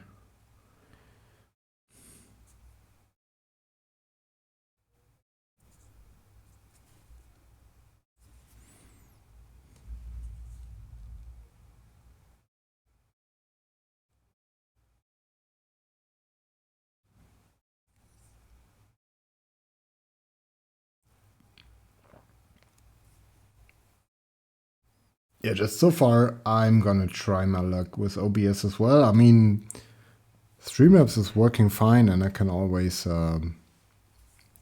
fall back on it. But I definitely want to try some OBS and see if I can adjust more things.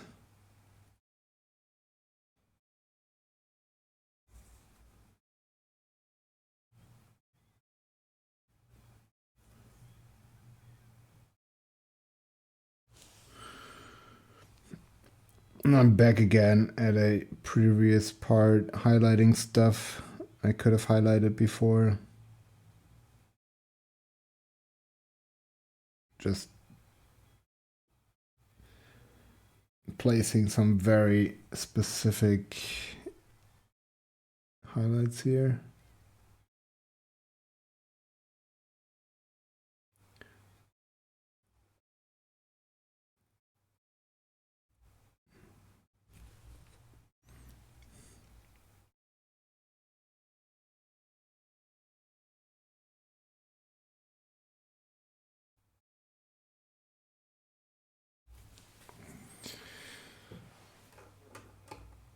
Yeah, slow progress is progress too.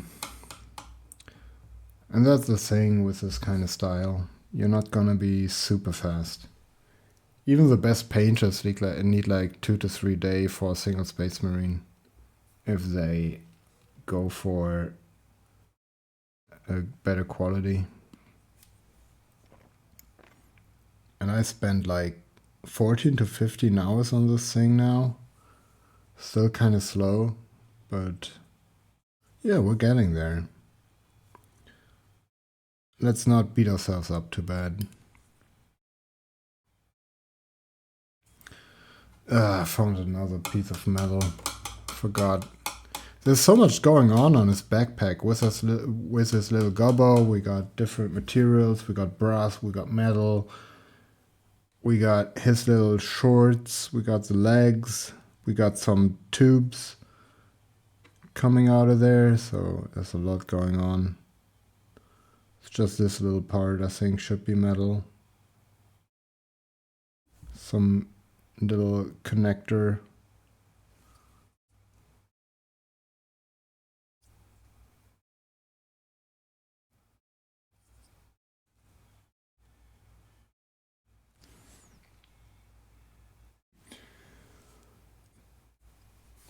How's the focus? I feel like we've been in focus better than usually.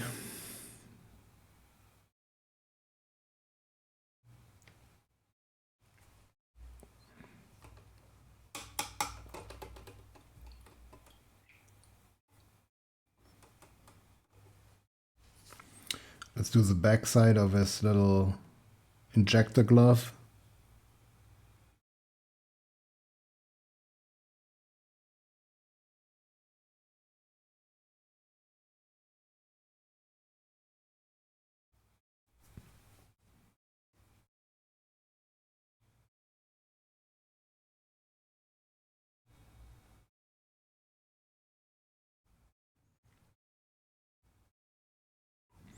But after this arc, it's gonna get real serious, guys. When I start working on the Golden Demon thing, I'm gonna go super try hard, super sweat.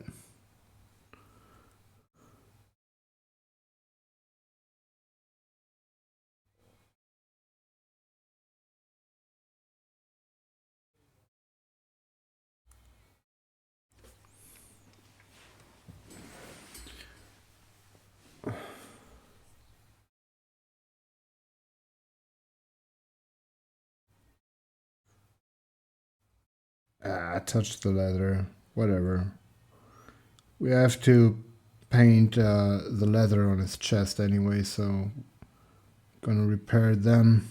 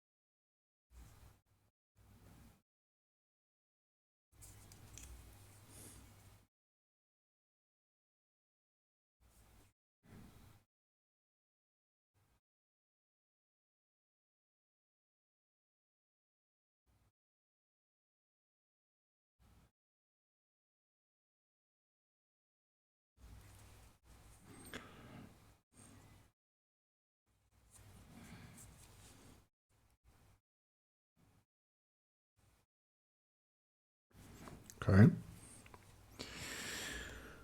That looks okay. Really hard to catch this inside edge, and it's totally unnecessary to paint it, but my inner monk is protesting every time I leave that stuff out.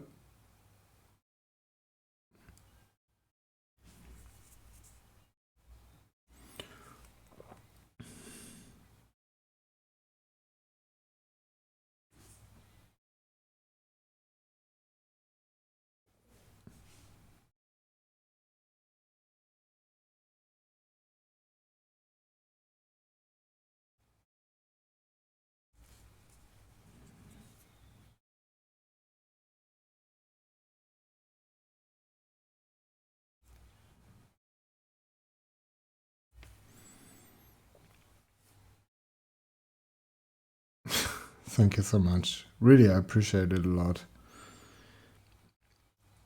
I mean, to me, at this point, it's just I just paint. It's autopilot, but it took me so long to get precision. I messed up so many edges, and I had to repaint so much stuff. I kind of went crazy when things didn't look like I wanted them to look, and but yeah, thank you so much that you enjoy it. Love to hear that.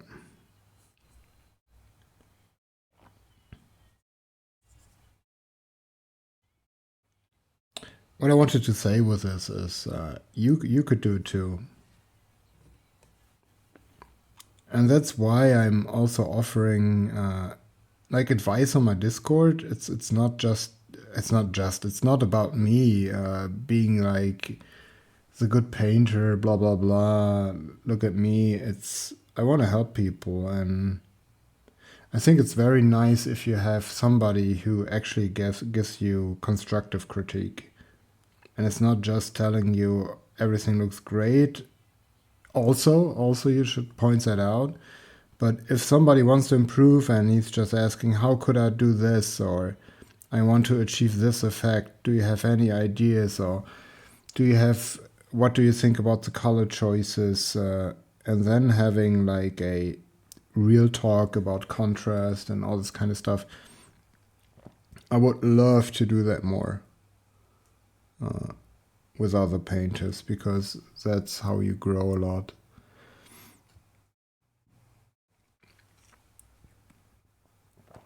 And also what helped me a lot is just looking at stuff for uncomfortable amounts of time.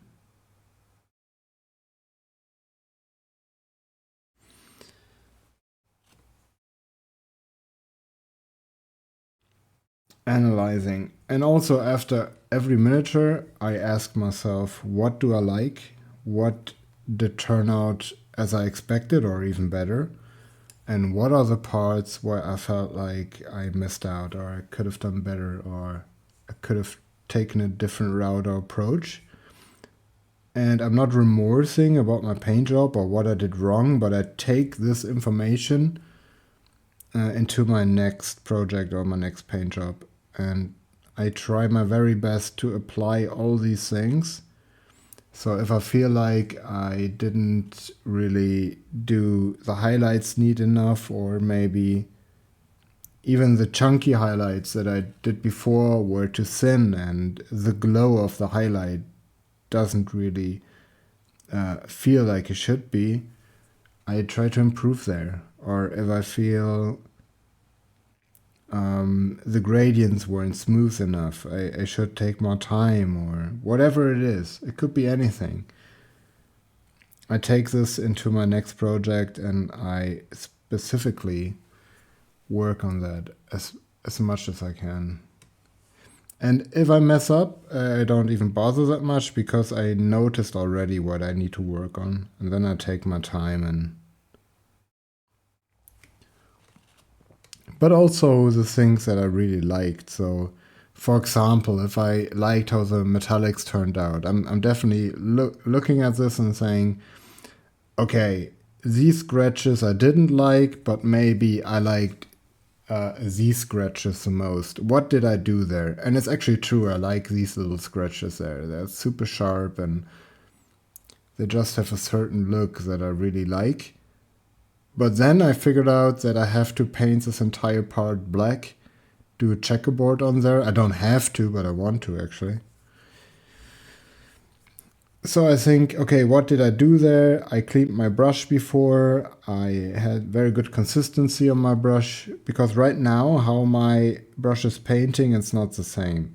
I have to clean it again, because after a couple lines it already starts drying out. Just cleaning it one more time, and then we will have nice paint flow again.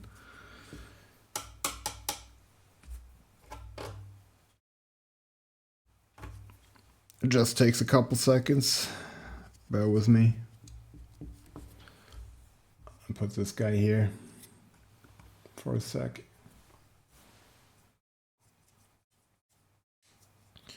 Just getting all these dried bits of metallic flakes out there.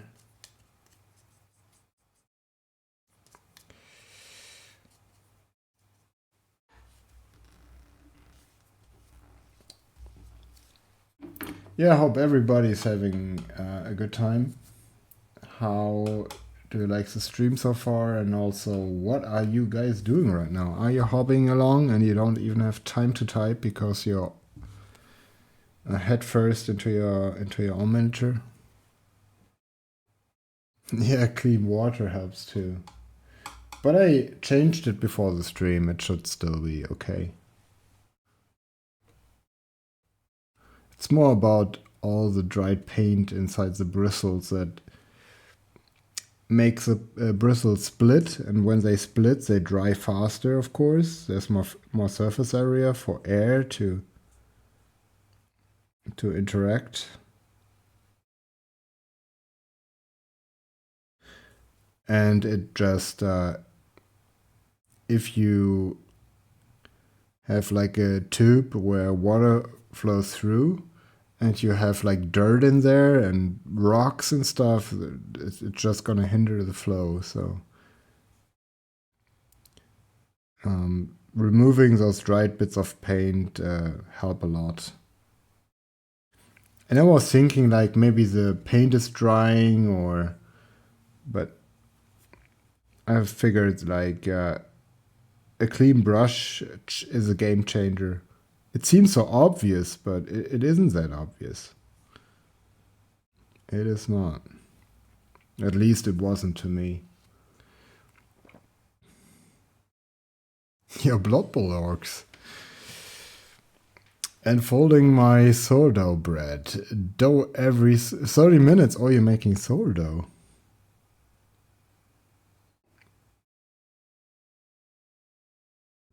What are you making out of it? Just bread? Or, I mean, I don't know what else you can make out of it. But making your own bread is pretty baller, man. It's pretty cool. It always tastes so good. Each time I eat self-made bread, it's just so amazing. Especially when it's fresh. But fresh bread is the best anyways. Yeah, own bread. Sounds good. I'm kind of hungry as well, so I'm all yours, man.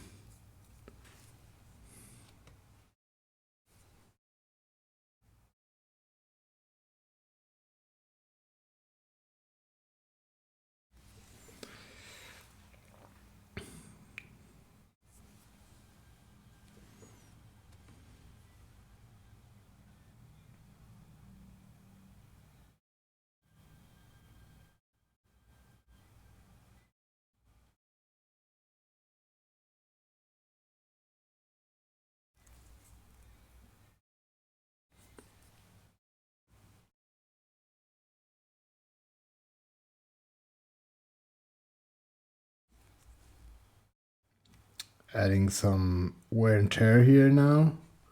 Since we're almost done with a highlighting stage, we can now start to add some detail here. And what I do for these little metal scratches, let me get this thing close so I can actually show you this stuff. So you see this little area of metallics. I'm gonna add some scratches there now.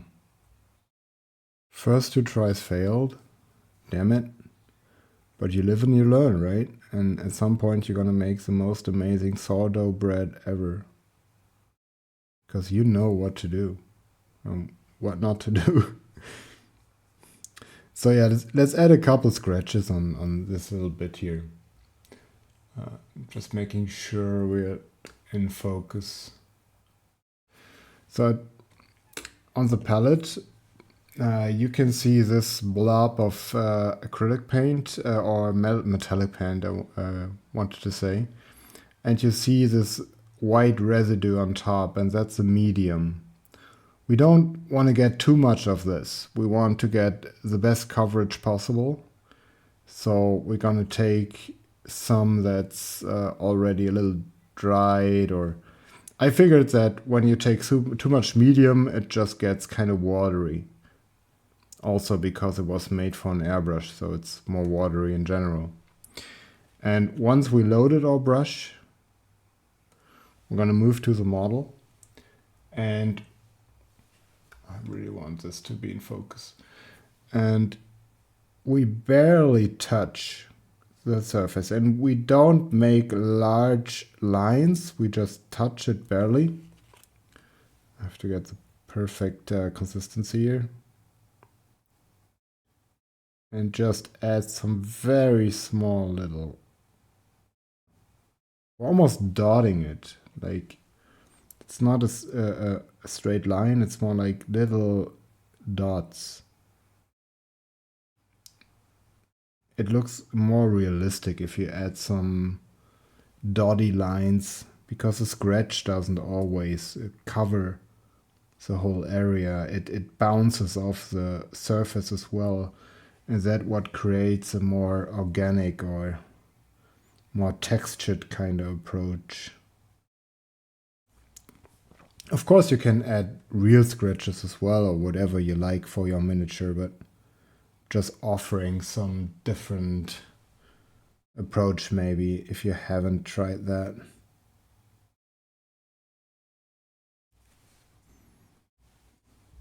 Oh, you just see my palette, damn it. I didn't do too many scratches, so fuck. Sorry, guys. Damn it. Okay, I'm gonna do it again. We still have more surface to do scratches on. Sorry, everybody. So yeah, what I was telling is I'm loading my brush with some fresh paint, and I'm just barely touching the surface, and it's not 1 second, and I'm just dotting like that, and I just created a very sharp little scratch. Can do the same down here. I'm just kind of dotting the line. It's hard to describe. It's not that hard, but I'm not just drawing a line. I'm more dotting a line. And I'm doing very short scratches. I'm not doing long, big scratches, because I feel that changes the scale of the miniature. If your scratches are too long, it makes the model seem smaller. If you have very tiny scratches, your brain tells you that the model is larger than it actually is. But I already have some dried paint on my bristles, so it doesn't work, because you see, like, this scratch here is way bigger than the ones I did before, and it feels kind of off.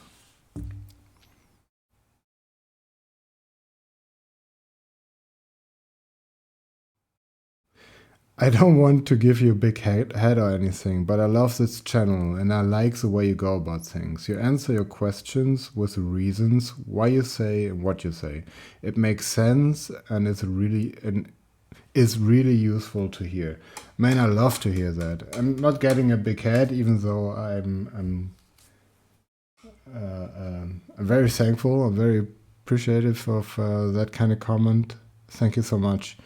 I'm trying to explain my thought process, because a lot of people just paint and maybe they talk about some things, but they don't really explain why they do it all the time. Maybe it's too much even. Not everybody likes that. Maybe some people are like, oh my God, this guy just play by plays everything, you know? But I wished I had something like that. Yeah, have a nice evening too, Lagmel. Maybe we see you here again. We're definitely gonna talk on Insta or off stream. I hope you having a great evening, and thanks for stopping by, man. Was a pleasure. And we're out of focus. We're changing the distance again. Cheers, mate. Have a great evening, and good luck on your sourdough, man. Best of luck on this.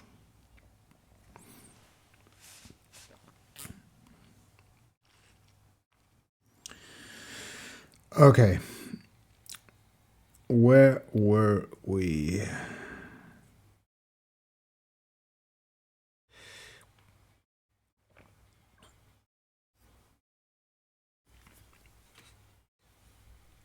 I feel like I could add some additional highlighting here. It feels like it needs some more love.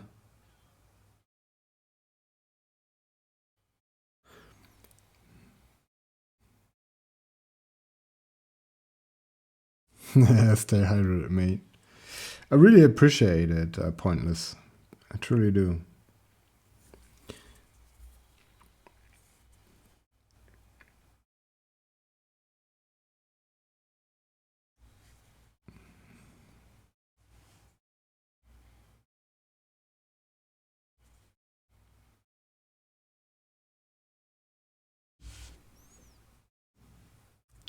I feel that little leg needs a little bit more love. I've been neglecting it a little bit.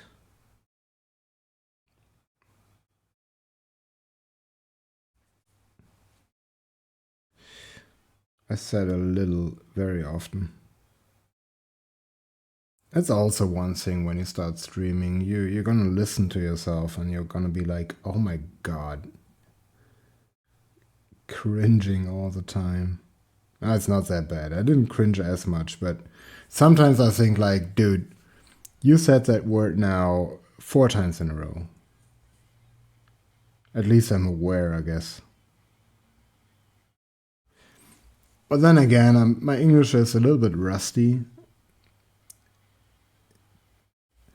I listen to almost exclusively English podcasts and gaming and streams and everything, but I don't talk that much usually. So talking is a whole different beast. Then again, I feel like I'm getting better at it. Getting more used to it, more comfortable. My first stream, I was stumbling over all my words. We're getting there.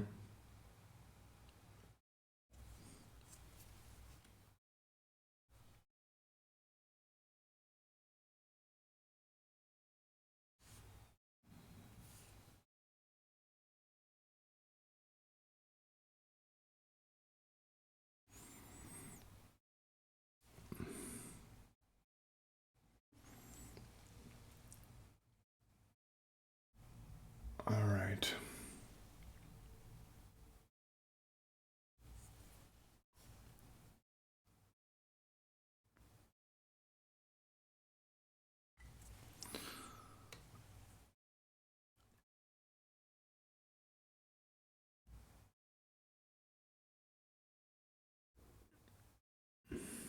Placing some peak highlights so I can at least create the illusion of more detail going on there. Even though I can't really reach this kind of stuff. Or at least it's super hard. Just an awkward angle overall.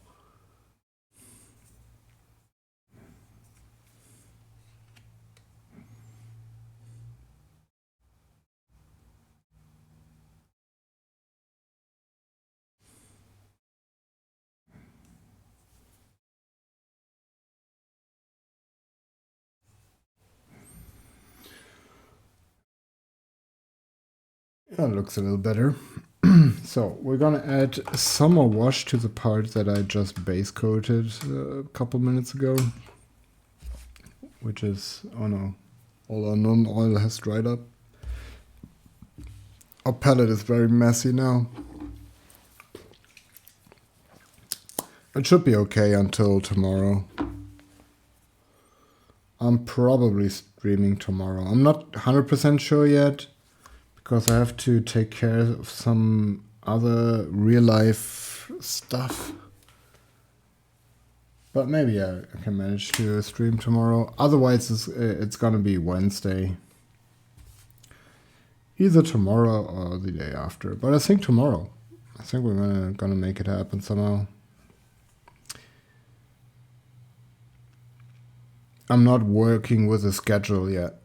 So I don't want to commit myself too much yet because there's still a full-time job and all this other stuff going on. My dream would be to just be painting all day. That would be the coolest thing. That would be so awesome. Then I would definitely make a schedule. I would probably be the guy to stream 5 to 6 times a week for hours. But then I would need to incorporate breaks as well. Because right now I'm painting 3 hours non-stop, no breaks really, besides zipping on your coffee and maybe a little stretch. It's It's kind of exhausting at some point because usually I paint on my own, and of course I paint on my own usually. But I'm gonna make myself a coffee and walk around and listen to a podcast, maybe just lean back for a while.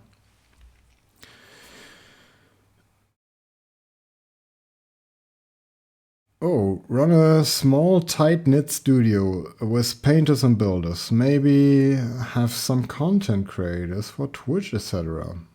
I mean, that sounds like it. I think you could make something out of this. Why not? If you really want it and if you work on it, I think you can make a lot of stuff happen. A lot. Keeps the dream alive. That's my only advice. Don't tell yourself that it's impossible, man. If you work on it and if you really mean it, you can move mountains. I believe in that. It worked for me so far, so. But that's anecdotal, but I still believe it. I've seen it in many other people as well.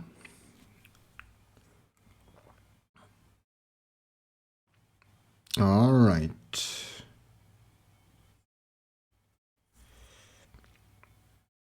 Yeah, a little bit more shading there. Still a bit bright.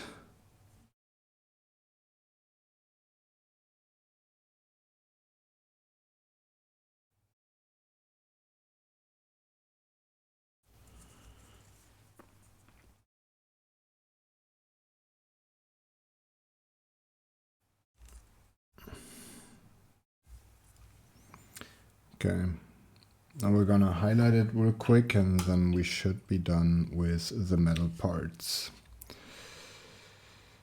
Anix Oxt. I hope I pronounce your name somewhat correctly. Thank you so much for the follow, my man. Thank you so much. Glad to have you here. I hope you're enjoying the stream.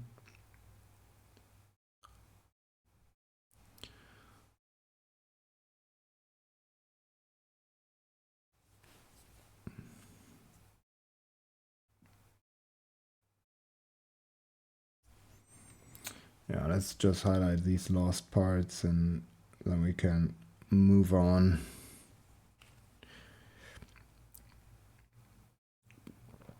I'm probably gonna do a deep shade after this as well. It's gonna boost the paint job even more. I'm gonna show you after this what I mean by it.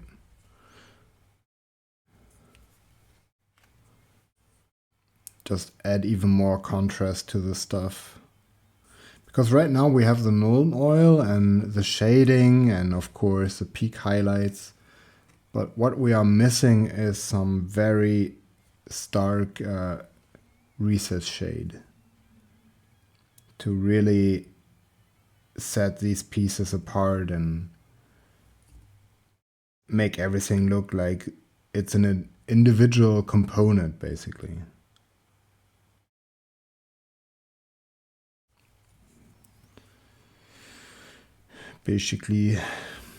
Okay. Summer scratches, even though I should be washing my brush real soon.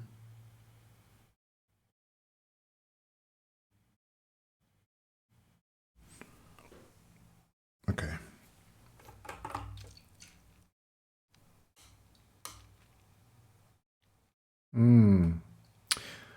Your parents are against it, so you're still living at home? I mean, at some point, you can do whatever you want, I guess. Unless you're like totally dependent on your parents and they call all the shots, but then still, I feel like you gotta do you at some point. I mean, you're the one that has to be happy with your life. At least that's my personal opinion. But I think it's true. All right. Yeah, let's get the deep shade stuff ready. I think I need some black. some classic Abaddon Black. Let's put it on the vortex shaker real quick. Sorry for the noise, but it has to be done.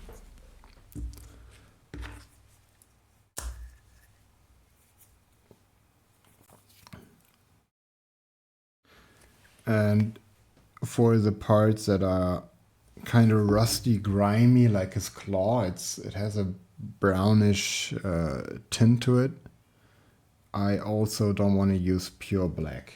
I'm gonna add some Rhinox hide to the mix so it kind of matches the overall feel.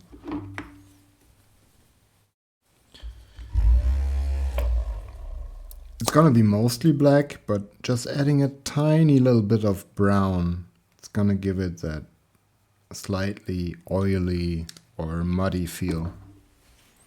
And that's what we're going for.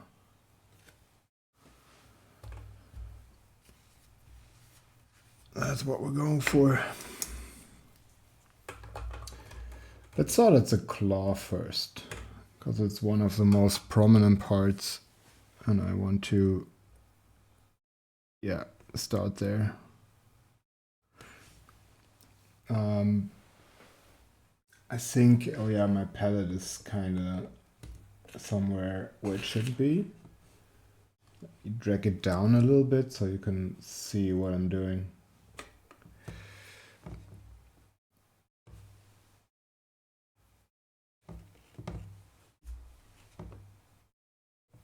More black. I don't want it to be too brown. It should be more black.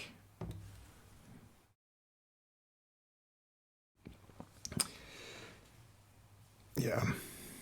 Let me see. And now I'm just gonna recess shade this thing first. Gonna do more, but first we're gonna recess shade and just run this brown black paint through those recesses. Also, I want to add a little bit of water to it. Hi, Thothariel.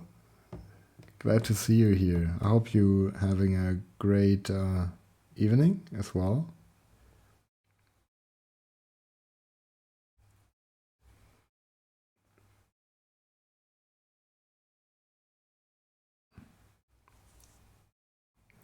Good evening.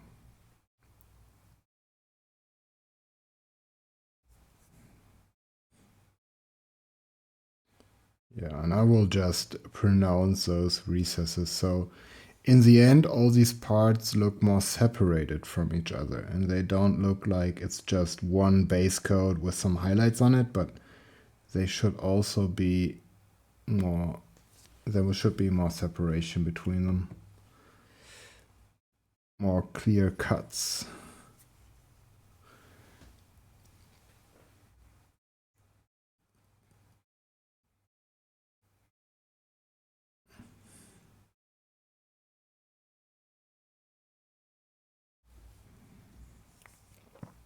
It's very subtle.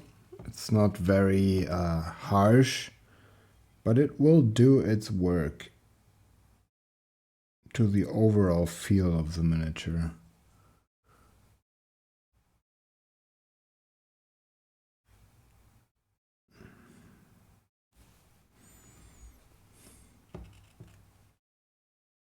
Yeah, great to hear.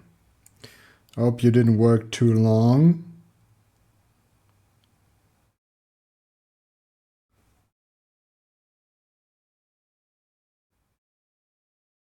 But yeah, great to see you in here.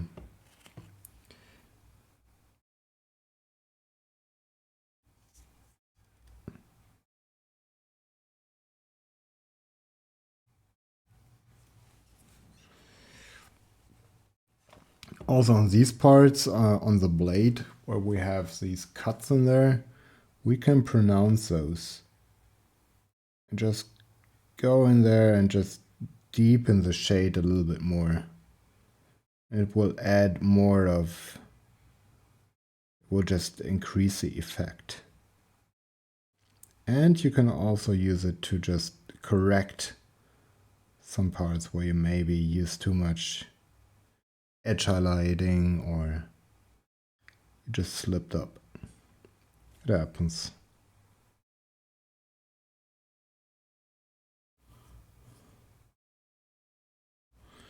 It happens.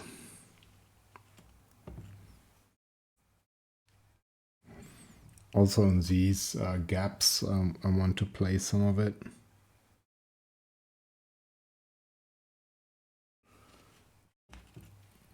It creates a cleaner look. Eating chocolate, watching stream. Sounds good, man.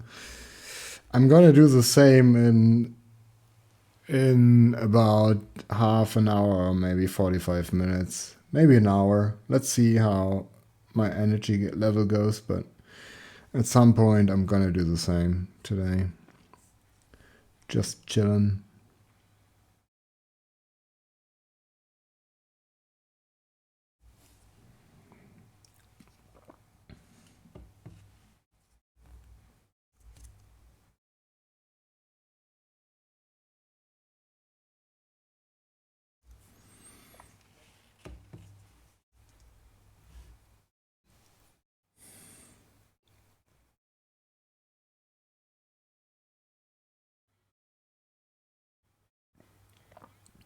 Yeah, now I feel it gets kind of dark in here. Now that the sun is gone and there are just my lights on in here, it feels like it's getting really dark.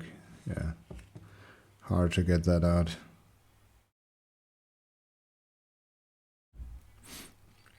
Okay. Also on the back side, we can add some of those deeper scratches. Even though I like the back side more, I think I did a better job here than on the front side, and that's another thing that I'm gonna take into my next project, where I will try to go for the way I did it when I liked it the most. Again, seems very obvious, but sometimes it's the small things. And here we have some scratches on this metal plate. What I'm gonna do now is add some shadows to those scratches.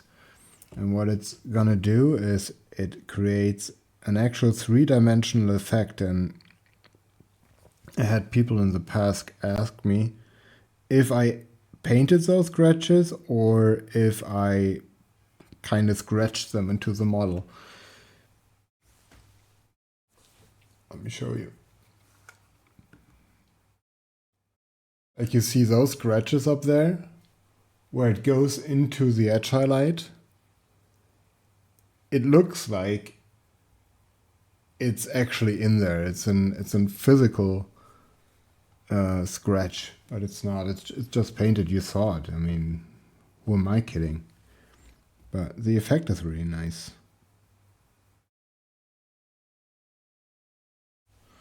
And you can play with it. Of course, you can do too much, so there's always a right amount of everything when it gets too overbearing. But I think we're still quite fine here to add some more. Also, adding something like this on a corner of a blade looks like he hits some resistance when digging his claws into the meat of his fellow orc buddies.